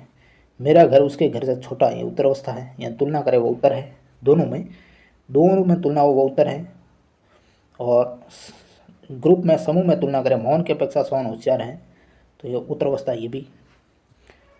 लेकिन ग्रुप में करें तो वो उत्तम अवस्था होगी। डॉक्टर चंद्रा अदम्य साहस की धनी थी। ये रीट लेवल 1 2021 में सवाल आया। डॉक्टर चंद्रा अदम्य साहस की धनी थी वाक्य में रेखांकित शब्द में विशेषण है, तो ये डिलीट सवाल माना था उसमें। तो रेखांकित शब्द साहस को महसूस किया जा सकता है, तो ये भावार्थ संज्ञा विशेषण है ही नहीं, तो ये भावार्थ था, ये विशेषण नहीं था इसलिए ये डिलीट किया। सार्वनामिक विशेषण है इसमें। सार्वनामिक संज्ञा के पहले आते हैं सार्वनामिक विशेषण। वह सर्वनाम शब्द जो विशेषण के रूप में किसी संज्ञा या सर्वनाम की विशेषता बताते हैं उन्हें संकेतवाचक या सार्वनामिक विशेषण कहते हैं। जैसे ये किताब उठा लो, कोई आदमी मिलने आया है। विशेष सार्वनामिक विशेषण और सर्वनाम में अंतर देख लो आप, ये वेरी वेरी इंपॉर्टेंट है। दोनों में अंतर क्या है? यदि सार्वनामिक विशेषण का प्रयोग संज्ञा या सर्वनाम शब्द से पहले हो तो वह सार्वनामिक विशेषण कहलाएगा, और यदि अकेले संज्ञा के स्थान पर प्रयुक्त हो तो सर्वनाम कहलाएगा। जैसे ये लड़का बहुत चालाक है, सार्वनामिक विशेषण, क्योंकि लड़का संज्ञा है, इसके आगे लगा है तो ये सार्वनामिक हो गया। ये काफ़ी कमजोर है, इसमें सर्वनाम, इसमें कोई संज्ञा प्रयुक्त नहीं हुई है। उस घर में मेरा मित्र रहता है, ये सार्वनामिक विशेषण है, घर के आगे संज्ञा के आगे लगा है। ये आम पका है और वह कच्चा, यहाँ ये सार्वनामिक विशेषण और वह सर्वनाम है, तो ये ध्यान रखना है। किस वाक्य में सार्वनामिक विशेषण है? ये लड़का बहुत चालाक है। अग्नि का विशेषण है अग्नि। अब अपना चौथा टॉपिक है क्रिया। क्रिया से जुड़ा हुआ पहला क्वेश्चन, बहुत अच्छा टॉपिक है, ये भी जरूर सवाल देखने को मिलते हैं यहाँ से। अकर्मक सकर्मक से जुड़े हुए, प्रेरणात्मक क्रिया से जुड़े हुए बहुत सारे सवाल देखने को मिले हैं। जिस विकारी शब्द प्रयोग से हम किसी वस्तु के विषय में कुछ विधान करते हैं तो उसे क्रिया कहेंगे। जिन शब्दों से किसी कार्य का होने, करने अथवा किसी स्थिति का बोध हो तो वो क्रिया कहलाएगी। रचना की दृष्टि से क्रिया के कितने प्रकार है? रचना की दृष्टि से 2 प्रकार है। अब देखो अलग अलग प्रकार से सवाल पूछते हैं। रचना की दृष्टि से पूछा है तो 2 प्रकार। कर्म, प्रयोग एवं संरचना के आधार पर क्रिया के 2 भेद हैं। एक तो सकर्मक एंड ट्रांजिटिव वर्ब, कर्म के साथ जिस क्रिया का फल कर्ता को छोड़कर कर्म पर पड़े वह क्रिया सकर्मक क्रिया कहलाती है। यानी कर्ता पर ना पड़ के कर्म पर जोर आता है उसमें, यानी कर्म आवश्यक होगा इसमें, वो सकर्मक। जैसे सतीश ने केले खरीदे, बच्चा दूध पी रहा है, मोहन आम खाता है, तो यह सकर्मक है। अब सकर्मक क्रिया की पहचान कैसे कर सकते हो आप? इन वाक्यों के कर्ता और क्रिया के बीच यदि क्या लगाकर प्रश्न किया जाए जो उत्तर स्वरूप क्रम से केले और दूध आते हैं। जैसे बच्चा क्या पी रहा है तो उत्तर होगा दूध। इसी तरह सतीश ने क्या खरीदे, उत्तर होगा केले। अतः खरीदना और पीना सकर्मक क्रिया। क्या, कुछ, कहाँ, कैसे, कब, ऐसे मतलब जो सवाल पूछते हैं तो उत्तर जब मिलता है तो वो सकर्मक है। अकर्मक में कर्म रहित क्रिया अकर्मक। कई ऐसी क्रियाएं होती हैं जिसमें कर्म छुपा रहता है तो भी वो, अगर वो अपने को ऑप्शन हिसाब से चूज करना पड़ेगा तो वो भी सकर्मक हो सकती है जिसमें कर्म छुपा रहता है। हाल ही में ऐसा एक उदाहरण आपको देखने को मिलेगा जब 4th ग्रेड में पूछा गया था, जहाँ कर्म छुपा हुआ था।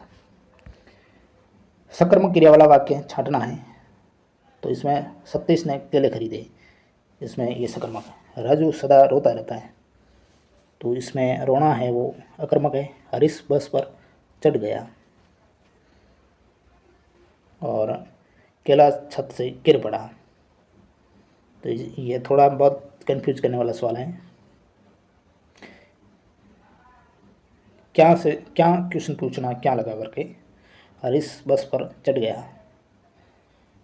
हरीश क्या तो आंसर नहीं आता है, किस पर तो बस पर आ जाता है। लेकिन इसमें सब सर्वोत्तम आंसर है वो है ऑप्शन 4, सतीश ने अकेले खरीदे, इसमें क्रम है वो मौजूद है। और इसमें जो प्रभाव है वो भी क्रम पर पड़ा है। आगे क्रिया है वो किस रूप में आती है उस हिसाब से देखना है।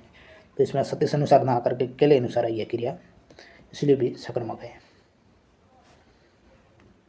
इसमें राजू सदा रोता रहता है, तो रहता जो क्रिया है वो कर्ता पर आई है, ना कि क्रम पर। इसमें भी उस पर है, और केला छत से गिर पड़ा इसमें भी। तो थोड़ा बहुत महीन बात है, छोटी सी बात है। निम्न में से सकर्मक क्रिया वाले वाक्य का चयन करना है। बंदर केला खाता है, ये सकर्मक वाक्य है। कपिल आम खाता है, इस वाक्य में क्रिया का कौन सा रूप प्रयुक्त हुआ है, इसमें सकर्मक हुआ है। कपिल आम खाता है सकर्मक क्रिया है। सकर्मक क्रिया का उदाहरण है गगन आम खाता है, यह सकर्मक है। हंसना, उड़ना, सोना, ये सारे सकर्मक क्रिया के रूप है। किस वाक्य में क्रिया सकर्मक है, उसने आम खाया। इनमें से किस वाक्य में सकर्मक क्रिया नहीं है, सकर्मक क्रिया नहीं है किसमें, तो इसमें ऑप्शन 3 में देर तक सोना। विकल्प 3 में सोना सोता क्रिया का प्रभाव करता था, सोन पर पड़ रहा है, सकर्मक क्रिया नहीं है। कर्म पर प्रभाव पड़े वो ही सकर्मक होगी। किस वाक्य में सकर्मक क्रिया नहीं है, मजदूर पेड़ के नीचे बहुत देर से बैठा है। विकल्प 1 के वाक्य में कर्म प्रयुक्त नहीं हुआ है, यह कर्मक है। किसान हल से खेत जोत रहा है और बाजार में फल खरीद रहा है, मोहन पुस्तकालय में बढ़ रहे हैं, तो ये सकर्मक होगी। निम्न में से किस वाक्य में सकर्मक क्रिया का प्रयोग हुआ है, इसमें स्टार लगा है।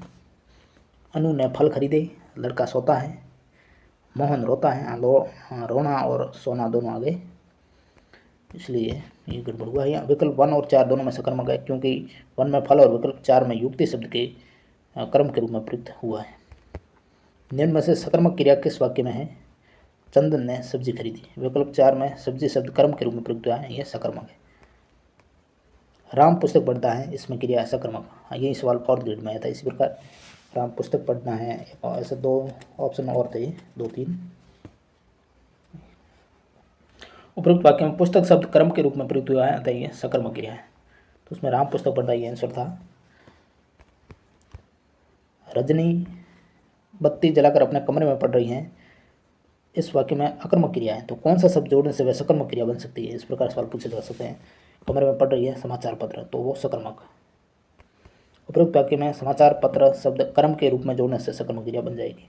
निम्न में से सकर्मक क्रिया की पहचान करनी। खाना, हंसना, सोना, चलना, इसमें खाना है वो सकर्मक है। सकर्मक क्रिया की पहचान स्वरूप क्या लगाकर प्रश्न किया जाए, तो उपरोक्त विकल्पों की क्रिया में खाना सकर्मक क्रिया के साथ कर्म अपेक्षित है। निम्न में सकर्मक क्रिया कौन सी है, सकर्मक क्रिया इसमें लिखना। लिखना सकर्मक क्रिया, क्योंकि इसका प्रभाव कर्ता पर न पड़कर कर्म पर पड़ता है।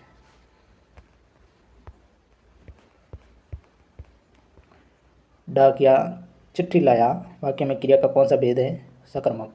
इसमें चिट्ठी शब्द कर्म के रूप में प्रयुक्त हुआ है।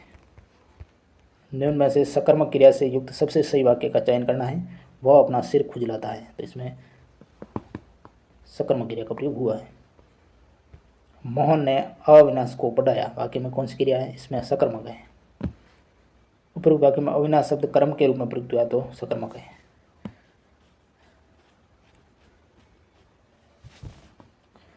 तो इसमें प्रेरणार्थक भी इस प्रकार आ गया, देखो। तो इसमें सबसे अच्छा है वो सकर्मक आंसर है। किस वाक्य में सकर्मक क्रिया नहीं है, पक्षी आकाश में उड़ रहे हैं, इसमें सकर्मक क्रिया नहीं है। किसान फसल काट रहा है, बच्चे पतंग उड़ा रहे हैं, मजदूर चाय पी रहे हैं। विकल्प 3 के वाक्य में कर्म का अभाव होने के कारण यह अकर्मक है। फसल, पतंग, चाय ये कर्म आ चुके हैं। निम्न में से गलत विकल्प है। ऑप्शन 1 में वह चतुर निकला, यह सकर्मक क्रिया नहीं है, इसमें कर्म का अभाव है, तो अकर्मक है। वह कॉलेज से आकर सो गया, पूर्वकालिक। उसने आम खाया, सकर्मक। मोर नाचता है, अकर्मक क्रिया है। वाक्य रचना के विषय में कौन सा कथन सही नहीं है, ऑप्शन 3 द्विकर्म क्रिया वाले वाक्य में मुख्य क्रम पहले तथा गौण क्रम बाद में आता है, ये सही नहीं है। पहले सही वाला देख लेता है। साधारण या सामान्य वाक्यों में कर्ता कर्म क्रिया का कर्म होता है, पूर्वकालिक क्रिया मुख्य क्रिया से पहले, और मिश्र वाक्य की संरचना में प्रधान उपाक्य प्राय आश्रित उपाक्य के पहले आता है। कर्म के आधार पर अब देखो क्रिया के भेद 2, जिसमें एक कर्मक और द्विकर्मक 2 क्रिया है। जिस क्रिया का मात्र एक ही कर्म होता है वह एक कर्म क्रिया, जैसे राधा कपड़े धो रही है, तो इसमें एक कर्म है। द्विकर्मक क्रिया में जिस क्रिया के दो क्रम होते हैं वह द्विकर्मक क्रिया। इन दो क्रमों में प्रथम क्रम प्राणीवाचक गौण क्रम होगा। उसमें उल्टा लिखा था, प्रथम जो क्रम था उसको उन्होंने मुख्य माना था, इसलिए गलत हुआ है। द्विकर्मक क्रिया वाले वाक्य मुख्य क्रम पहले नहीं, मुख्य क्रम बाद में होता है, गौण क्रम है वो पहले होगा। तो यही था सवाल में, प्राणीवाचक गौण क्रम होगा और द्वितीय क्रम जो क्रम है वो अप्राणीवाचक होगा, वो मुख्य क्रम होगा। इन वाक्यों की क्रिया के साथ यदि, क्या, किसे और किसको प्रश्नों को किया जाए तो उत्तर क्रम से पुस्तक और राधा और पैसे और पुत्र आते हैं। जैसे संगीता ने राधा को पुस्तक दी, क्या दी? पुस्तक। किसे दी? राधा को। तो ये द्विकर्म क्रिया, यानी दो आंसर मिले, वो भी प्रश्न करने से। ये द्विकर्म क्रिया की सबसे बड़ी पहचान होगी। कमला ने शांति को पुस्तक दी, इसमें क्रिया है पूर्ण द्विकर्म क्रिया। कमला ने क्या दी? पुस्तक। किसको दी? शांति को। दो आंसर मिल रहे हैं, तो पूर्ण द्विकर्मक। द्विकर्मक क्रिया प्रयुक्त हुई है, अध्यापक ने छात्र को पुस्तक पढ़ाई। इसमें इनमें से किस वाक्य में द्विकर्मक क्रिया है? राम और श्याम ने केले और आम खाए, इसमें द्विकर्मक नहीं है। राम ने श्याम और हरीश को पीटा, हरीश ने मोहन को खाना खिलाया, हरीश और राम ने लड़कों को घुसाया। तो इसमें ऑप्शन 3 दिख रहा है, हरीश ने किसको क्या खिलाया? मोहन को खाना खिलाया। फिर भी देखते हैं, इसमें ऑप्शन 3 ही सही है। मैंने लड़के को पुस्तक पढ़ाई, इस वाक्य में क्रिया का भेद है द्विकर्मक। इनमें से किस वाक्य में द्विकर्मक क्रिया का उपयोग हुआ है? संगीता ने राधा को पुस्तक दी, इसमें दो क्रम है। द्विकर्मक क्रिया में क्या होता है? प्रथम क्रम प्राणीवाचक होता है और जो दूसरा क्रम है वो अप्राणीवाचक होगा, ये भी ध्यान रखना। और जो प्राणीवाचक क्रम वो गौण होगा और जो द्वितीय क्रम अप्राणीवाचक है वो मुख्य क्रम होगा। किस विकल्प में क्रिया द्विकर्मक रूप से प्रयुक्त हुई है? अध्यापक ने विद्यार्थी को पाठ पढ़ाया, इसमें दो क्रम है। विकल्प 1 में विद्यार्थी और पाठ, ये दो क्रम प्रयुक्त हुए हैं। अगला सवाल है, इनमें से द्विकर्मक क्रिया किस वाक्य में प्रयुक्त हुई है? राम ने रमेश को केला खिलाया। किस वाक्य में द्विकर्मक क्रिया प्रयुक्त हुई है? लड़के ने अपना साथी को पुस्तक दी। अकर्मक क्रिया के भेद बताने हैं। अकर्मक क्रिया के 3 भेद है। इंटरसेटिव वर्ब, इंटरसेटिव वर्ब। जिस वाक्य में क्रिया का सीधा असर फलकर्ता पर पड़े वह क्रिया अकर्मक क्रिया कहलाती है, वो इंटरसेटिव वर्ब कहलाएगी। असर फलकर्ता पर पड़ता है।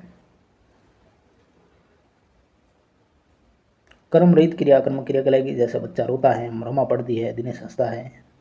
पहचान करनी है तो कैसे होगी? इन वाक्यों की क्रिया के साथ यदि कौन लगाकर प्रश्न किया जाए तो क्रम से बच्चा, रमा, दिनेश आते हैं। जैसे बच्चा रोता है, प्रश्न कौन रोता है? उत्तर बच्चा, तो अकर्मक क्रिया कहलाएगी। वहाँ तो क्या पूछना था, नहीं यहाँ कौन पूछना है, ये आपको ध्यान रखना है। और कर्ता पर अगर आंसर आ रहा है तो वह अकर्मक क्रिया होगी, और फल पर आ रहा है, क्रम पर आ रहा है, तो वो सकर्मक होगी। ये आपको ध्यान रखना। अकर्मक क्रिया के भेद देखो, एक तो स्थित्यर्थक, यहाँ अवस्था बोधक पूर्ण अकर्मक क्रिया भी होती है। ये क्रिया स्थिरता का बोध कराती है और बिना पूरक पद या कर्म के पूर्ण अर्थ देती है। जैसे हाथी सो रहा था, जीवन पानी की बूंद है, ये स्थिरता का बोध कराती है। बिना पूरक पद या कर्म के ये पूर्ण अर्थ दे रही है, कर्म की जरूरत नहीं है। ताजमहल आगरा में बना है, वह बैठी है, वह सत पर है, राम दिल्ली में है। यह अकर्मक क्रिया स्थिति, अवस्था, अनुमति अथवा दशा का बोध करा रही है। और गत्यर्थक पूर्ण अकर्मक क्रिया ये क्या होती है? ये क्रिया कर्ता की गतिशीलता का बोध कराती है, लेकिन पूर्ण अर्थ के लिए किसी पूरक पद या कर्म की आवश्यकता इसमें नहीं होती है। जैसे तोता उड़ रहा है, बालक दौड़ रहा है, विमान जा रहा है, नदी बह रही है, चिड़िया अच्छा से आ रही है, ट्रेन चल रही है। इन वाक्यों में बिना कर्म का अर्थ स्पष्ट हो रहा है। अपूर्ण अकर्मक, इसमें क्या होगा? इन क्रियाओं के साथ किसी क्रम की आवश्यकता तो नहीं होती, लेकिन पूरक पद की आवश्यकता अवश्य होती है। कालवाचक सहायक क्रिया प्राय इसी श्रेणी में आती है। जैसे वह था, सवेरा हुआ, अन्ना स्वस्थ है, सूरज निकला। क्रिया का अकर्मक और सकर्मक रूप उसके प्रयोग पर निर्भर करता है। अकर्मक क्रिया भी प्रयोग में सकर्मक हो सकती है और सकर्मक का प्रयोग अकर्मक के रूप में भी हो सकता है। कुछ क्रिया दोनों रूपों में प्रयुक्त होती है, ऐसी क्रियाओं को उभय विधि या द्विविधि कहेंगे। जिस वाक्य में क्रिया का सीधा फल कर्ता पर पड़े तो उसे कहेंगे अकर्मक क्रिया। जो क्रिया कर्म का बोध नहीं कराती उसे कहेंगे अकर्मक। किस वाक्य में अकर्मक क्रिया का प्रयोग किया गया है? बालक बहुत देर से रो रहा है। कौन सा वाक्य सकर्मक क्रिया का है? बच्चा जोर से रोया, सॉरी अकर्मक क्रिया का है ये। देखो आपको अब ध्यान रखना है, ये एक फैक्ट है अकर्मक क्रिया की पहचान का, कि प्राय देखो हिंदी में तैरना, उड़ना, नहाना, जागना, बोलना, सोना, रोना, नाचना, टहलना, चमकना, उगना, भागना, थूकना, छींकना, हंसना, खांचना, ये शब्द प्राय अकर्मक क्रिया के रूप में प्रयुक्त होते हैं। वेरी वेरी इंपॉर्टेंट, ये आप ध्यान रखो तो आप सब पहचान जाओगे अकर्मक क्रिया और सकर्मक क्रिया आते ही। यानी तैरना, उड़ना, नहाना, जागना, बोलना, सोना, रोना, नाचना, टहलना, चमकना, उगना, भागना, थूकना, छींकना, हंसना, खांसना और प्राय शब्द लगभग यही आते हैं। इनमें से आप पहचान जाओगे अकर्मक क्रिया। निम्न में अकर्मक क्रिया है रोना। निम्न शब्दों पर ध्यान देना है। इसमें अकर्मक क्रिया है टहलना और छींकना। इनमें से किस वाक्य में अकर्मक क्रिया प्रयुक्त हुई है? बच्ची सो रही है, इसमें अकर्मक है। अकर्मक क्रिया है नाचना, इसमें अकर्मक क्रिया है। अकर्मक क्रिया का उदाहरण है रोना। बूंद बूंद से घड़ा भरता है, इस वाक्य में किस क्रिया का बोध होता है? इसमें अकर्मक क्रिया का बोध होता है, बूंद बूंद से घड़ा भरता है। अकर्मक क्रिया से युक्त वाक्य को चिन्हित करना है। तुम्हारा जी घबराता है, इसमें अकर्मक है। किस वाक्य में क्रिया अकर्मक रूप में प्रयुक्त हुई है? वह बिना बात ही हंस रही है, इसमें अकर्मक रूप है। विकल्प में कोई कर्म प्रयुक्त नहीं हुआ है, ये क्रिया कर्मक। अन्य विकल्प में चित्र, भालू और पुत्र कर्म है, इनमें क्रिया है वो सकर्मक है। एक बात मित्रों मैं आपको बता दूं कि अगर आप ग्रेड 3 देने के बाद या अदर एग्ज़ाम की तैयारी कर रहे हैं, चाहे आप एसआई की तैयारी करो या जो हाई कोर्ट ग्रुप डी की, या जहाँ भी हिंदी पूछी जाती है, उन सभी के लिए ये क्लास इम्पोर्टेंट है। तो ज़रूर आपको ये PYQ के रूप में या एक्सप्लेन में कहीं ना कहीं आपको सवाल जरूर देखने को मिलेंगे। निम्न वाक्यों में किस वाक्य में क्रिया अकर्मक नहीं है? सुनीता ने अपने पिताजी से फ़ोन करवाया, इसमें अकर्मक नहीं है। दौड़ना, रोना, सोना ये अकर्मक क्रिया है, जबकि करवाया या प्रेरणार्थक क्रिया हुई। किस वाक्य में अकर्मक क्रिया नहीं है? मामी ने पके पके आम तोड़े, इसमें अकर्मक नहीं है, आम कर्म है, तो ये सकर्मक हो गई। निम्न में से किस वाक्य में अकर्मक क्रिया है? पक्षी उड़ रहे हैं। विकल्प के वाक्य में उड़ना है, क्रिया का प्रभाव कर्ता पक्षी पर पड़ रहा है और कर्म का अभाव है। अकर्मक क्रिया से युक्त वाक्य है बच्चा खिलौने के लिए रो रहा है। किस वाक्य में अकर्मक क्रिया है? पक्षी आकाश में उड़ रहा है। किस में अकर्मक क्रिया नहीं है? बालक पतंग उड़ा रहा था, इसमें सकर्मक क्रिया है। बच्चा गहरी नींद में सो रहा था, मजदूर छाया में सुस्ता रहा था, दो छात्र बातें करते हुए जोर जोर से हंस रहे थे, तो ये अकर्मक क्रिया है।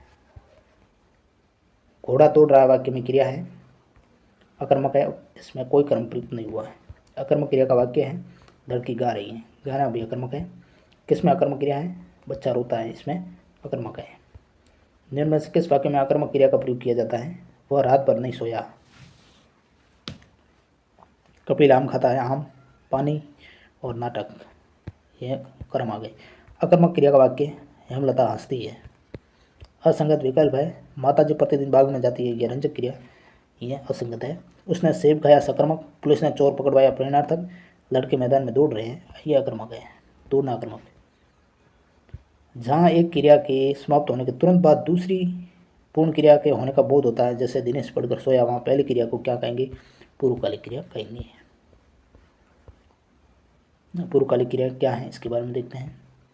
इनकम्प्लीट वर्ब, यानी जब किसी वाक्य में दो क्रियाएं प्रयुक्त हुई हो तथा उनमें से एक क्रिया दूसरी क्रिया से पहले संपन्न हुई हो, तो जो पहले संपन्न होने वाली क्रिया है वो पूर्वकालिक क्रिया कहलाएगी।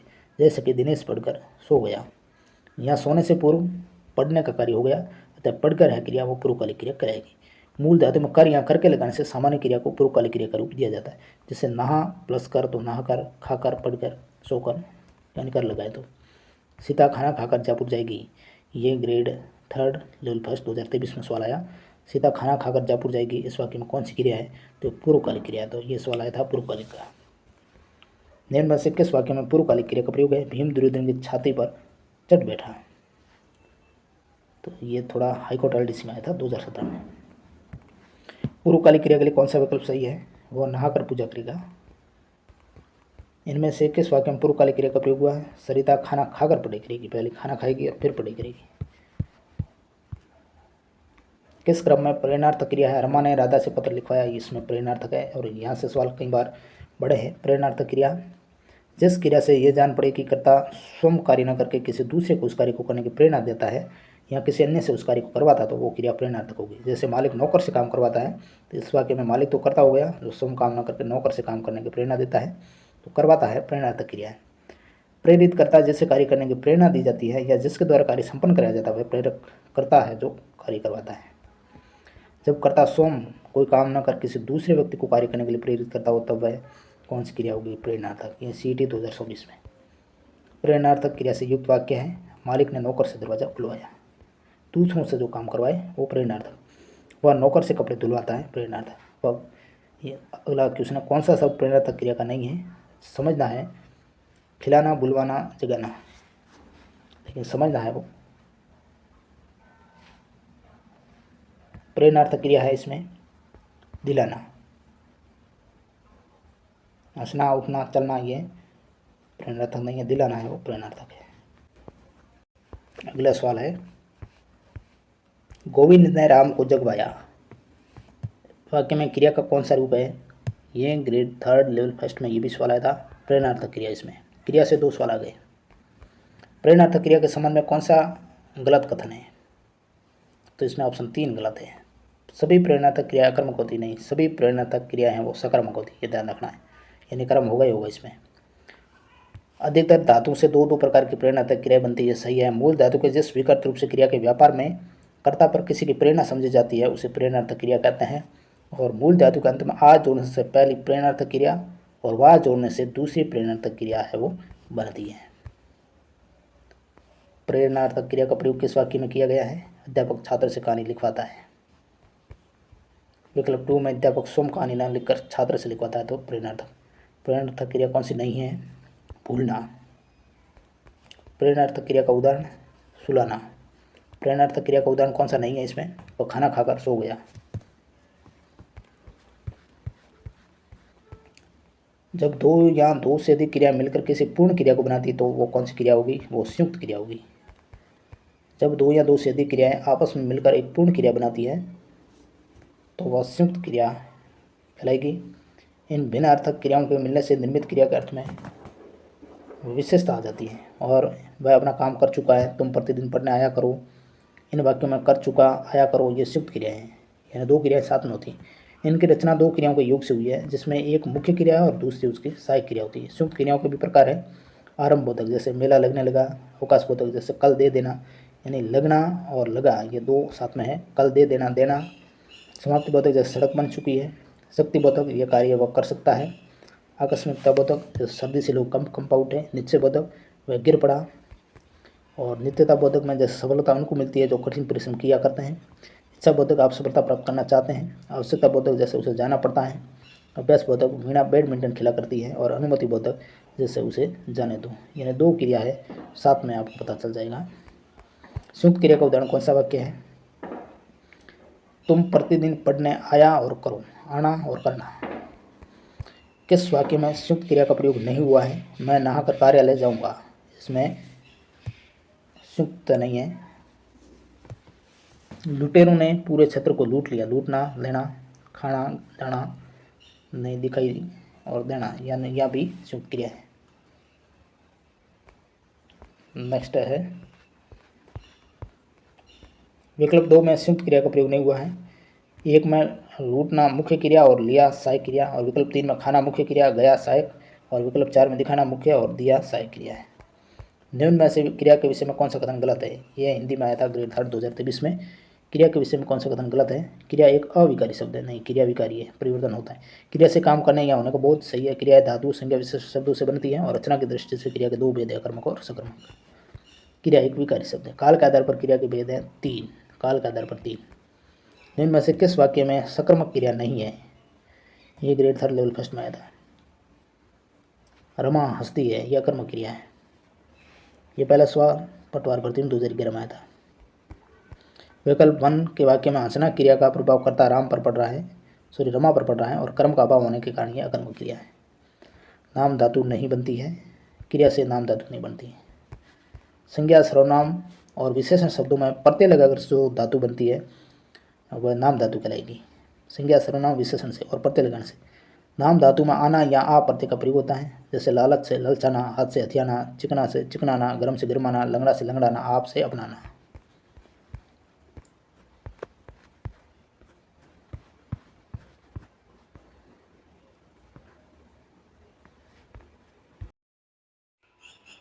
अब अपना टॉपिक है 5 नंबर क्रिया विशेषण।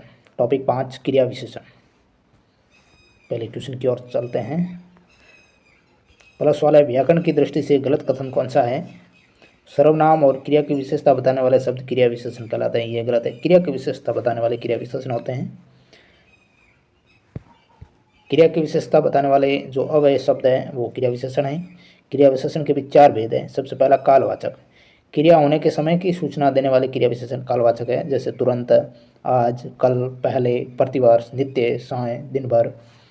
इसकी पहचान कैसे करोगे? कालवाचक क्रिया विशेषण की पहचान का सर्वोत्तम उपाय है कि क्रिया के साथ प्रश्न लगाए कि कब। इसका उत्तर कालवाचक क्रिया विशेषण होगा। जैसे मैं परसों जाऊंगा, मैं कब जाऊंगा तो परसों, यही कालवाचक क्रिया विशेषण है। स्थानवाचक क्रिया विशेषण, इसके बारे में पता करना है तो क्रिया होने के स्थान या दिशा का बोध कराने वाले क्रिया विशेषण स्थानवाचक है, जैसे यहाँ, वहाँ, निकट, आगे, पीछे, पास, अगर, बाहर, सामने। अब पहचान क्या है? क्रिया के साथ कहाँ प्रश्न लगाने पर उत्तर रूप में स्थानवाचक क्रिया विशेषण प्राप्त होगा। कहाँ प्रश्न लगाना है?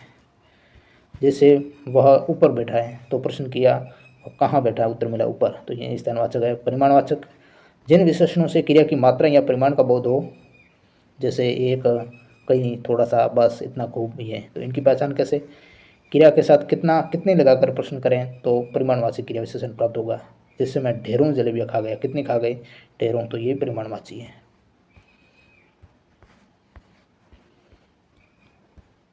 अगला है, चौथा भेद है रीतिवाचक, जिससे क्रिया की रीति या विधि ढंग का पता चले, जैसे धीरे धीरे, सरपट, प्राय, शायद, ठीक, अवसर। इसकी पहचान कैसे होगी कि क्रिया के साथ कैसे प्रश्न लगा दिया जाए, तो उत्तर रूप में रीतिवाचक क्रिया विशेषण प्राप्त होगा। मैं सरपट दौड़ा तो प्रश्न किया, मैं कैसे दौड़ा, तो सरपट, यही रीतिवाचक है। अगला सवाल है, स्थानवाचक क्रिया विशेषण है, आप यहाँ बैठिए। क्रिया विशेषण शब्द का चयन है प्रतिदिन। कालवाचक अव्यय नहीं है, परे है, वो कालवाचक नहीं है। क्रिया विशेषण रहित वाक्य कौन सा? इसमें नौकर मालिक से खुश रहता है, इसमें क्रिया नहीं है। वह अचानक चला गया, इसमें रीतिवाचक है। मेरी बात ध्यान से सुनो, इसमें रीतिवाचक है। वह प्राय यहाँ आया करते थे, ये स्थानवाचक है। क्रिया विशेषण रहित वाक्य कौन सा है? वह अपनी कक्षा का सबसे होशियार विद्यार्थी है। विकल्प 1 में ध्यानपूर्वक और विकल्प 4 में अचानक, ये रीतिवाचक क्रिया विशेषण है। और विकल्प 3 में सुबह से लगातार, ये कालवाचक है। अगला क्वेश्चन है, क्रिया विशेषण उपवाक्य का उदाहरण है, यदि तुम चलते तो मैं भी उससे चलता। विकल्प 1 में साहसी, विकल्प 3 में धनवान और विकल्प 4 में ईमानदार विशेषण है। क्रिया विशेषण नहीं है, समकालीन में नहीं है। ध्यानपूर्वक शब्द है, यह रीतिवाचक क्रिया विशेषण है। रीतिवाचक क्रिया विशेषण की भेद है, देखो इसमें सबसे पहला विधिबोधक, ध्यानपूर्वक, सहसा, हाथों हाथ, सुखपूर्वक, धीरे धीरे, शीघ्र। निश्चय बोधक में अवश्य, निसंदेह, जरूर, वस्तुतः, बेशक, सचमुच, निश्चित। अनिश्चय बोधक में शायद, संभवत, प्राय, बहुधा, कदाचित, अक्सर। हेतु बोधक में क्यों, इसलिए, इसलिए, अतएव, अतः, क्योंकि। निश्चित बोधक में न, नहीं, मत, कभी नहीं। प्रश्नवाचक क्यों, कैसे। स्वीकृति बोधक हाँ जी, ठीक, सच, बिल्कुल। अवधारणा बोधक में ही, भी, मात्र, भर। आकस्मिकता बोधक सहसा, अचानक, एकाएक, अकस्मात। आवर्ती बोधक में सरासर, फटाफट, चुपचाप, धड़ाधड़ी है। इतने गहराई से सवाल नहीं आने वाले। रिक्त स्थान बोलो, कोई सुन लेगा तो वाक्य में रिक्त स्थान पर क्या आएगा? तो इसमें आने वाला धीरे बोलो। निम्न में क्रिया विशेषण नहीं है, कौन सा? अनगिनत। निम्न में क्रिया विशेषण है धीरे धीरे, जल्दी, धीरे और अभी। निम्न में क्या है? ये क्रिया विशेषण है। कौन सा वाक्य रीतिवाचक क्रिया विशेषण का उदाहरण है? लक्षित बहुत धीरे धीरे चलता है।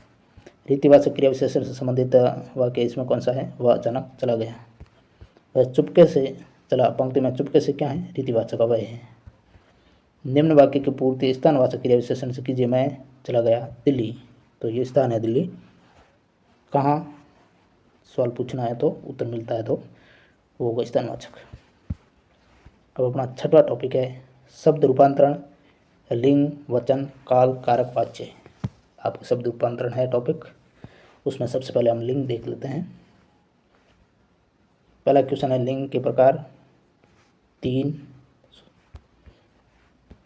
जिस संज्ञा शब्द से व्यक्ति की जाति का पता चलता है उसे लिंग कहते हैं। इसके 3 भेद हैं, पुल्लिंग, पुरुष जाति, स्त्रीलिंग, स्त्री जाति और नपुंसक लिंग यानी जड़।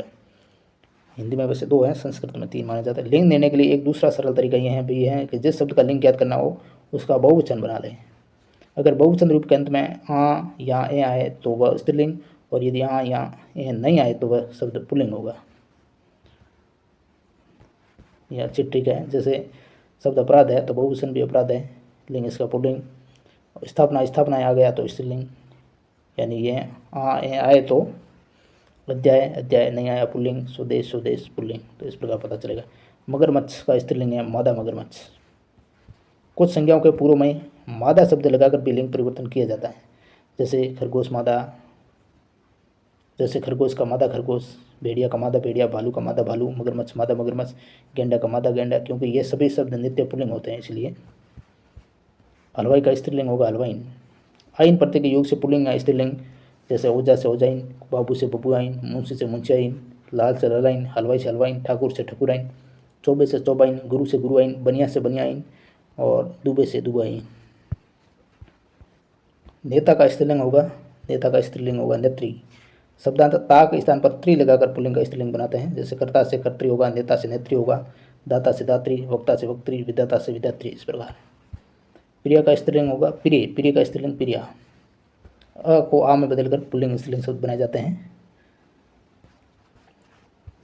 एक बात आपको ध्यान रखनी है कि कुछ शब्द पुल्लिंग और स्त्रीलिंग दोनों रूपों में भी प्रचलित हैं, उन्हें उभयलिंगी कहते हैं। इनका लिंग कभी परिवर्तन नहीं होता, जैसे डॉक्टर हो गए, अध्यक्ष हो गए, मंत्री, प्रधानमंत्री, राष्ट्रपति, मैनेजर, राजदूत, प्रिंसिपल, ये दोनों लिंगों में एक रूप में ही चलते हैं। इनमें से किस शब्द में लिंग की दृष्टि से परिवर्तन नहीं होता है? हाथ शब्द नित्य पुल्लिंग शब्द है। अन्य विकल्पों में बाघ का बाघिन हो सकता है, नौकर का नौकरानी, नायक का नायिका होगा, लेकिन हाथ का कुछ नहीं होता है। इनमें से किस विकल्प के सभी शब्द स्त्रीलिंग हैं? इमली, चांदी, लौकी। हाथी, हलवाई, ईसाई, साथी, घी, ये पुल्लिंग है। इनके अतिरिक्त विकल्पों के सभी शब्द स्त्रीलिंग हैं। निम्न में से किस शब्द का एक पर्याय पुल्लिंग और एक स्त्रीलिंग है? ग्रंथ का। स्त्रीलिंग पुल्लिंग का आपको पता चलना तो आगे क्रिया किस रूप में आती है उसे पता चल जाता है। वैसे कवि के स्त्रीलिंग रूप होगा कवित्री। किसमें कोई भी शब्द स्त्रीलिंग नहीं है? नींबू, दही, केला। यहाँ आपको उसे सवाल पूछना है, क्रिया के माध्यम से आपको पता चलेगा। जैसे एक शब्द आ जाए क्रिया में ना आए, जैसे घी का हो गया, तो अपने को खुद को वाक्य करना है ऐसे, घी कितना। तो इस प्रकार जिस प्रकार क्रिया का रूप आता है कितनी, कितना, उस हिसाब से आपको पता चल जाता है। विकल्पों में स्त्रीलिंग शब्द है नदी, झील, प्रतिपदा, टोपी, नानी। किस विकल्प के सभी शब्द पुल्लिंग हैं? कौवा, खरगोश, मंडल। विकल्पों में स्त्रीलिंग मणि, नथ, पायल। किसमें पुल्लिंग स्त्रीलिंग योग गलत है? मेढक, मेंढा, ये गलत हो गया। मेढक का मेढकी होगा। किसमें सभी शब्द पुल्लिंग है? इसमें पक्षी, चीता, पानी। मछली, दौड़, गिलहरी, तितली, ये सभी शब्द पुल्लिंग है। उसने दौड़ लगाई तो लगाई आया, लगाया था, तो ऐसे पता चल जाएगा कि ये स्त्रीलिंग है या पुल्लिंग है। किसमें सभी स्त्रीलिंग शब्द हैं? चील, चौंक, कोयल। विकल्पों में पुल्लिंग शब्द उल्लू, केंचुआ, भेड़िया, बाघ। प्रजा कैसी है? तो कैसा है नहीं आया, कैसी आया, तो ऐसे पता चल जाता है। उल्लू, सबा, आँख, तो ऐसे शब्दों से आपको पता चल जाएगा। किसमें सभी शब्द स्त्रीलिंग है? चमक, आहट हो रही है, आहट। चमक पड़ी, तो ये तो स्त्रीलिंग है दोनों ही। बात हो गई, खेत आ गया, तो इसमें खेत पुल्लिंग आ गया, बात तो स्त्रीलिंग है, तो इसमें ऑप्शन 1 होगा। खेत, चाल चलन और नाच ये पुल्लिंग है, अन्य सब है वो स्त्रीलिंग है, तो इसका ऑप्शन 1 नहीं था वो। कौन सा शब्द पुल्लिंग है? मोती। मोती अच्छा है, अर्थात पुल्लिंग हो गया। कौन सा शब्द पुल्लिंग नहीं है? नानी। नानी स्त्रीलिंग है, जिसका पुल्लिंग नाना होगा। स्त्रीलिंग शब्द कौन सा नहीं है? ये ग्रेड 3 हिंदी में था। चंदन पुल्लिंग होता है। मुक्त का चंदन घेस मेरे नंदन। स्त्रीलिंग शब्द कौन सा नहीं है? तो डिब्बा है वो, नपुंसकलिंग है। कौन सा पुल्लिंग शब्द है? निगम। किसमें सभी शब्द पुल्लिंग है? समूह, कुटुंब, मंडल। कौन से पुल्लिंग शब्दों का समूह? कौन सा? केवल पुल्लिंग शब्दों का समूह है, बचपन, भाषण और देश। नित्य पुल्लिंग का रूप है पक्षी। किसमें सभी शब्द स्त्रीलिंग है? उदासी, मिठास, पहचान। इसमें सभी शब्द वो स्त्रीलिंग है। पुल्लिंग है, ये इजी सा टॉपिक है लिंग वाला। तो पुल्लिंग शब्द है हिमाद्री। आगे वचन है, ये भी इजी है। हिंदी में वचन होते हैं 2। वचन शब्द का प्रयोग किसी के द्वारा कहे गए कथन अथवा दिए गए आश्वासन के अर्थ में किया जाता है, किंतु व्याकरण में वचन का अर्थ संख्या से लिया जाता है। वह जिसके द्वारा किसी विकारी शब्द की संख्या का बोध होता है वह वचन कहलाता है। हिंदी में दो वचन है, एक वचन और बहुवचन। वचन की दृष्टि से कौन सा शब्द परिवर्तनीय नहीं है इनमें? जनता, जनता का बहुवचन नहीं होता, जनता हमेशा बहुवचन में ही होती है। नदी का नदियों हो सकता है, रिक्शाएं हो सकता है, रास्ते हो सकता है। कुछ संज्ञा शब्द सदा एक वचन में ही प्रयुक्त होते हैं, जैसे जनता है, भीड़ है, दूध है, आग है, वर्षा, पानी, सोना, चांदी, लोहा, स्टील, आकाश, प्रत्येक, हरेक, हर कोई, घी, सत्य, झूठ, मिठास, प्रेम, मोह, सहायता, ताश, तेल, जल, क्रोध, सूरज, ईश्वर, पृथ्वी, प्रजा, खेल, समा, चमेली, गुलाब, कचरा, कचरा, दहेज, समय, सामान, तेल, इच्छा, संपत्ति, सामग्री। तो ये अपने आप में बहुवचन में ही है, यानी एक वचन में ही हमेशा होती है ये, इनका कभी बहुवचन बनता ही नहीं है। कौन सा शब्द सदैव एक वचन में प्रयुक्त होता है? आकाश, बाल, आंसू, होश, ये हमेशा बहुवचन है, क्योंकि आंसू एक तो होता नहीं है, आंसू भी अनेक होते हैं, होश उड़ गए, बाल भी एक तो होता नहीं। एक वचन में प्रयुक्त होने वाला शब्द है भीड़। इस विकल्प के सभी शब्द सदैव एक वचन क्रिया के साथ प्रयुक्त होते हैं। जनता, जल, आकाश। वर्षा शब्द का उचित बहुवचन, वर्षा का वर्षा ही होगा बहुवचन। कौन सा शब्द बहुवचन में प्रयुक्त नहीं होता है? दुनिया, दुनिया सदैव एक वचन, अनेक सदैव बहुवचन, तेवर एवं आप एक वचन और बहुवचन दोनों रूपों में प्रयुक्त होते हैं। बहुवचन कहते हैं वह शब्द के जिस रूप से एक से अधिक व्यक्ति का या वस्तु आदि का बोध हो। हिंदी में निम्न शब्द सदैव बहुवचन में ही प्रयुक्त होते हैं, आपको ध्यान रखना। कौन से? आंसू, होश, दर्शन, हस्ताक्षर, प्राण, भाग्य, आदरणीय, ये हमेशा बहुवचन में ही प्रयुक्त होते हैं। व्यक्ति हेतु प्रयुक्त शब्द आप, दाम, समाचार, बाल, लोग, हालचाल, प्रजा, रोम। कुछ शब्द गण, लोग, जन, वृंद आदि समूहवाचक शब्दों के साथ जुड़कर बहुवचन में प्रयुक्त होते हैं, जैसे अध्यापक गण हो गए, छात्र वृंद हो गए, प्रजाजन हो गए, मजदूर लोग। ध्यान रखना आपको कि जिन शब्दों के साथ जाति, दल, सेना, समूह आदि प्रयुक्त होता है उनका एक वचन होता है, जैसे छात्र दल विश्राम कर रहा है, जन समूह कल यहाँ एकत्र होगा, तो ये एक वचन में आगे क्रिया आएगी इनकी। किस विकल्प के सभी शब्द बहुवचन में भी यथावत प्रयुक्त होते हैं? प्राण, हस्ताक्षर, दर्शन। निम्न में बहुवचन के लिए प्रयुक्त होने वाला शब्द है लोग। निम्न में से कौन सा विकल्प बहुवचनवाची नहीं है? दूध वाला। निम्न में से बहुवचन शब्द है इसमें आंसू। किस वाक्य में संज्ञा बहुवचन रूप में प्रयुक्त हुई है? लड़के पढ़ रहे थे।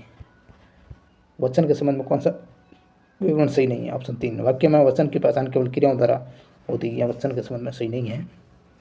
कुछ संज्ञा शब्द सदैव एक वचन और कुछ सदैव बहुवचन होते हैं। अधिकतर संज्ञा शब्द एक वचन से बहुवचन के रूप में परिवर्तित होते हैं, इसके कारण विकारी शब्दों में रूपांतरण होता है। पुस्तक का बहुवचन है पुस्तकें।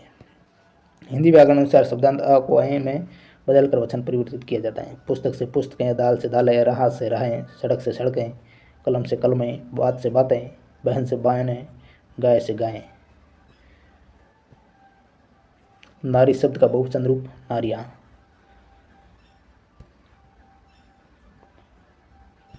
ई का इया, इकारांत स्त्रीलिंग संज्ञाओं का अंतिम ई को इया कर दिया जाता है, जैसे नारी से नारियां, दवाई से दवाइयाँ, नदी से नदियाँ, स्त्री से स्त्रियाँ, बेटी से बेटियाँ, मछली से मछलियाँ। ये दवाइयाँ इस प्रकार है, आपको ध्यान रखना है। बड़ी ई हटती है तो फिर वापस ई नहीं आएगी आगे। काफ़ी आपने मेडिकलों पे देखा होगा दवाइयाँ गलत लिखा हुआ होता है, तो आप वो सही ना माने, वो ई बड़ी ई कर देते हैं, वो गलत है। नदी की नदियाँ हैं, स्त्री की स्त्रियाँ हैं, बेटी की बेटियाँ हैं, मछली का मछलियाँ हैं।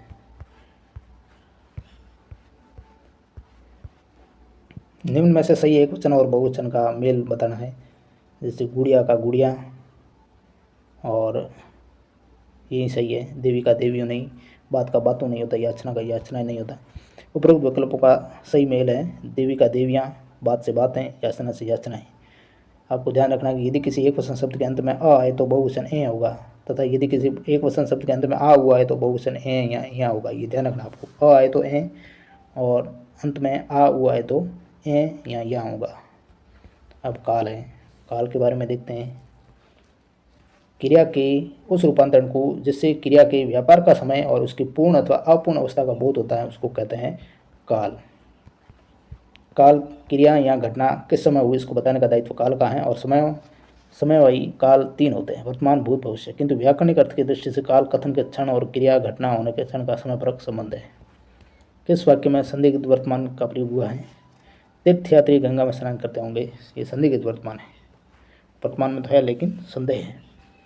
क्रिया के जिस रूप से कार्य के वर्तमान काल का होने या करने में अनिश्चय का बोध हो, वहाँ संदिग्ध वर्तमान काल का विधान होता है। या वाक्य में यह निश्चित रूप में नहीं कहा जा सकता कि तीर्थयात्री गंगा में स्नान कर ही रहे होंगे, तो ये संदेहार्थक हो गया। संदिग्ध वर्तमान काल का वाच्य है बच्चे स्नान करते होंगे।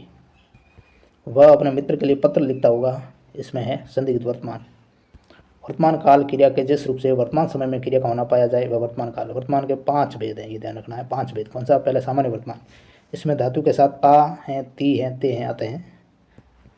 अपूर्ण वर्तमान, इसमें क्रिया के साथ रहा है, रही है, रहे हैं आते हैं। इसमें क्रिया का चलते रहने का बोध होता है, जैसे प्रशांत खेल रहा है, तो अपूर्ण है। संदिग्ध वर्तमान, क्रिया के होने में संदेह।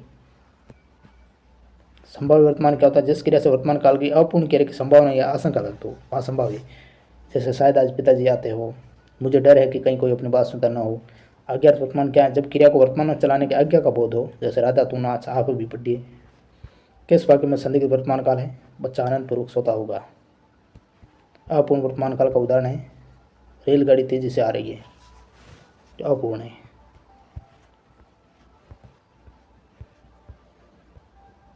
निम्न में से भूतकाल को प्रकट करने वाले के वाक्य की पहचान करनी है। भूतकाल, तुमने गाया होगा और उसने मुरारी को मारा था।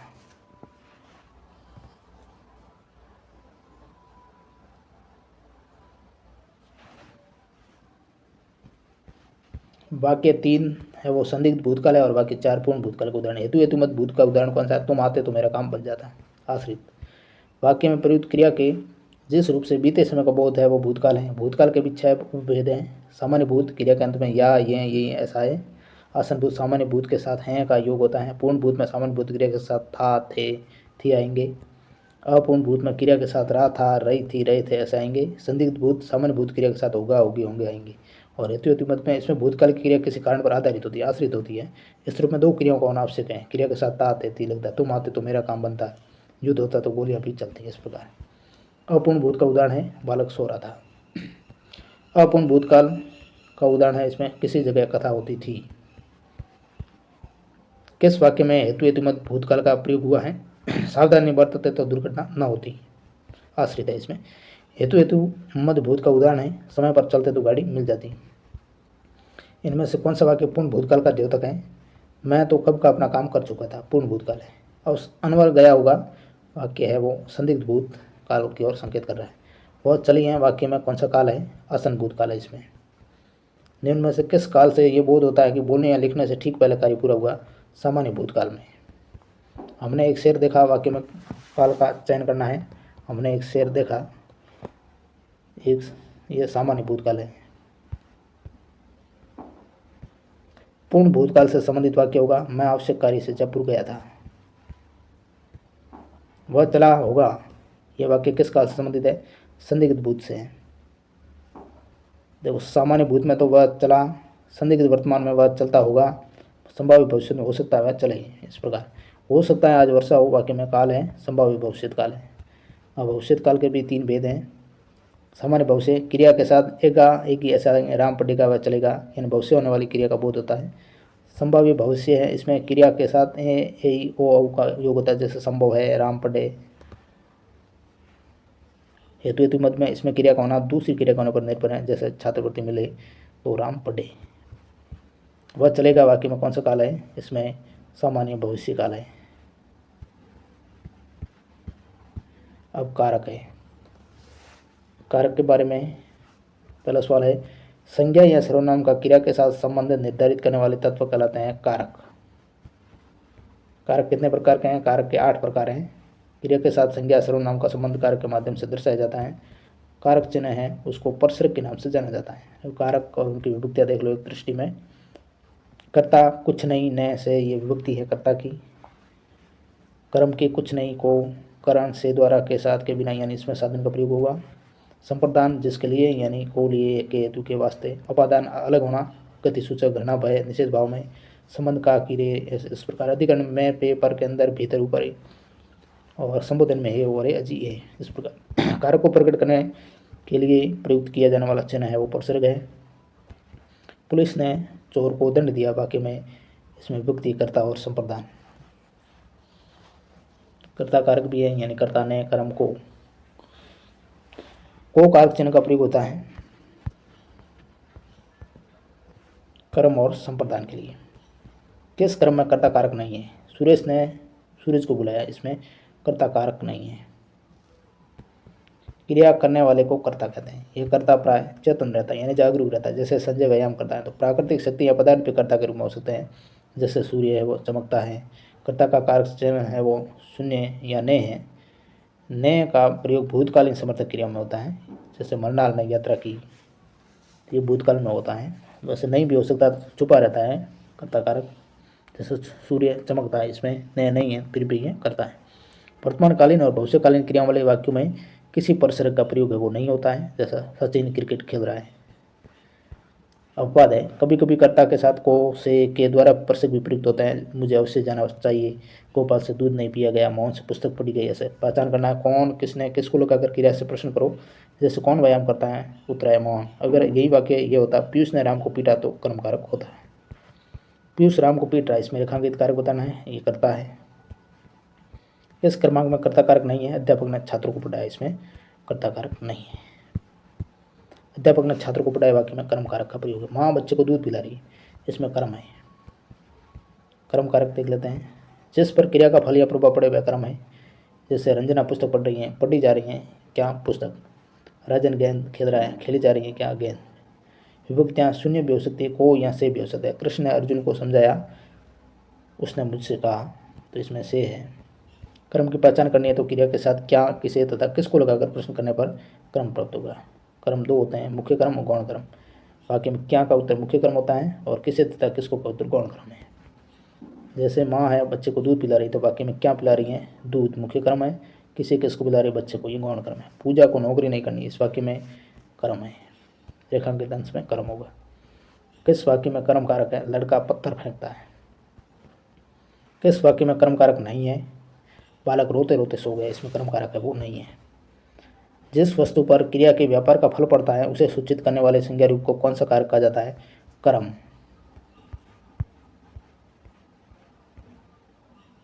कारक की दृष्टि से असंगत बताना है। लड़के शेर को गए, इसमें कर्म कारक नहीं है, संप्रदान हो गया, यानी घूमने गए।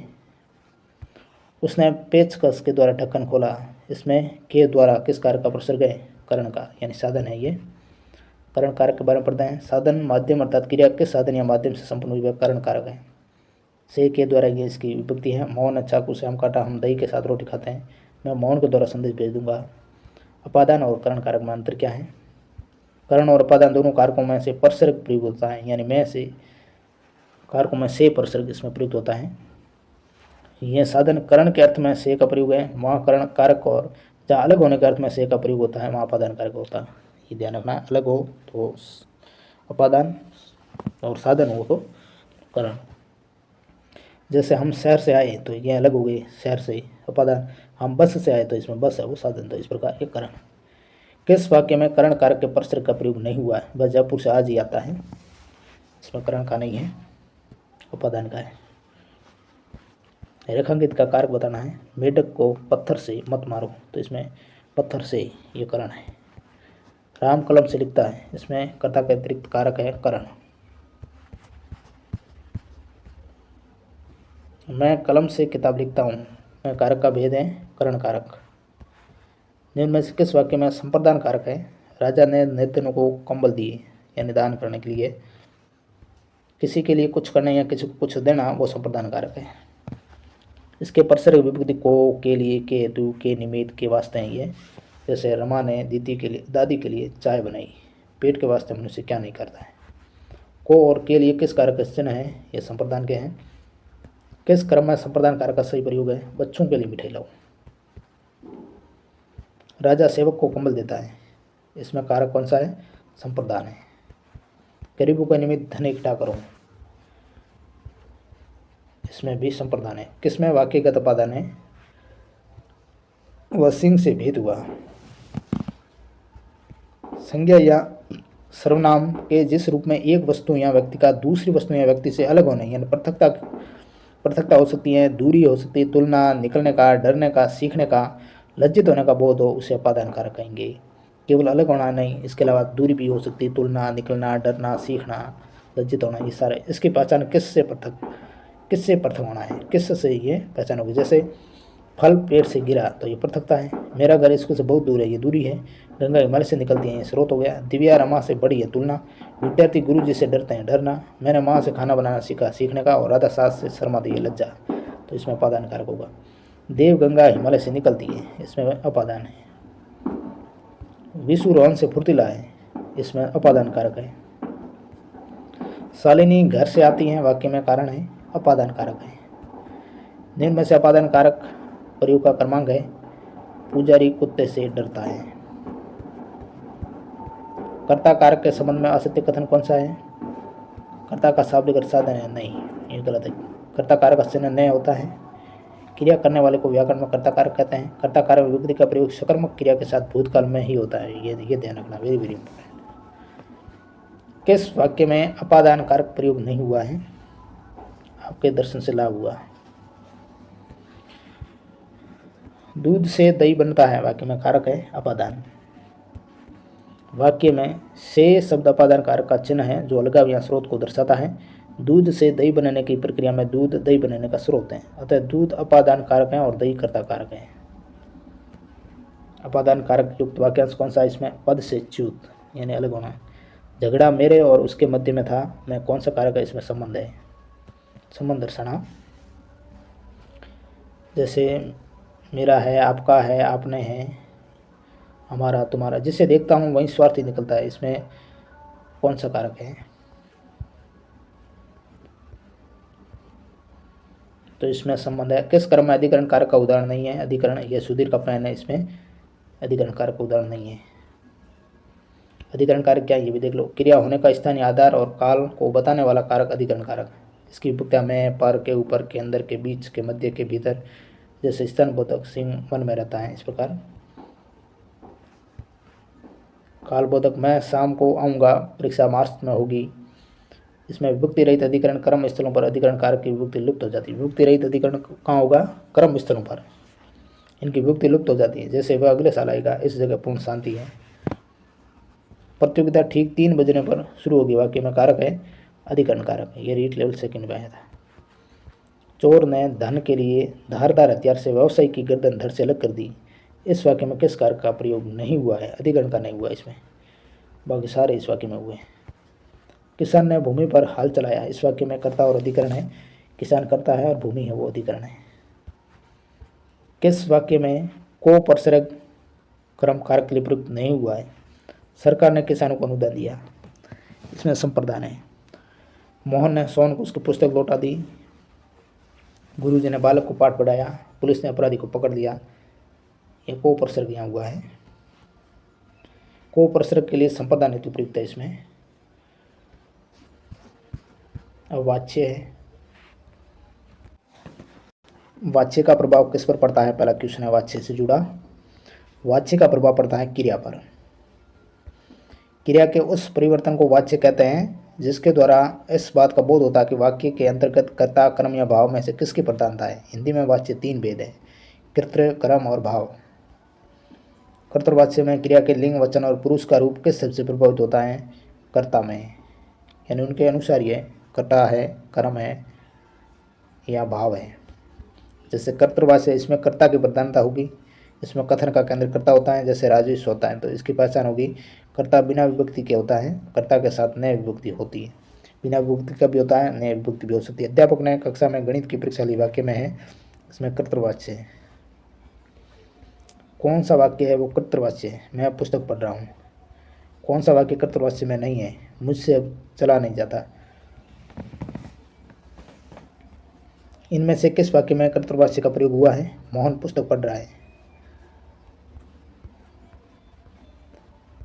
सही कथन पहचान करनी है, ऑप्शन 2 में है। क्रिया के जिस रूप में कर्म की प्रधानता हो वो क्रमवाच्य है। क्रमवाच्य, इसमें कर्म की प्रधानता होती है। जैसे गीता से गीत गाया गया।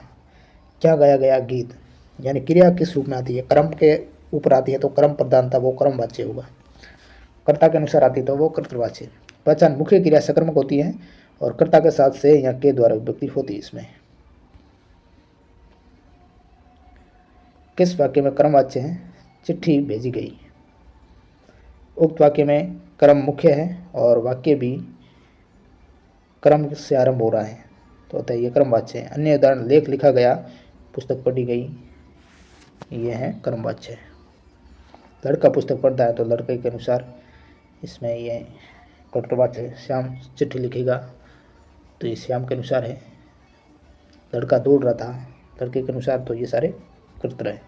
सही कथन ऑप्शन 1 में है। भाववाच्य में अकर्मक क्रियाओं का प्रयोग किया जाता है। भाववाच्य हमेशा अकर्मक क्रियाओं में हुआ। भाववाच्य क्या है? जिस वाक्य में कर्ता या कर्म की प्रधानता न होकर भाव ही प्रमुख होता है, स्वयं से चला नहीं जाता, तो इसमें नहीं चलने का भाव है। पहचान क्या है? क्रिया सदा एक वचन में होगी, पुल्लिंग में होगी और अकर्मक होगी और अन्य पुरुष में होगी। कर्ता के साथ से अथवा कारक चिन्ह नहीं का प्रयोग होगा। नकारात्मक वाक्य होता है और असमर्थता का भाव होता है। तो ये भाववाच्य की पहचान है।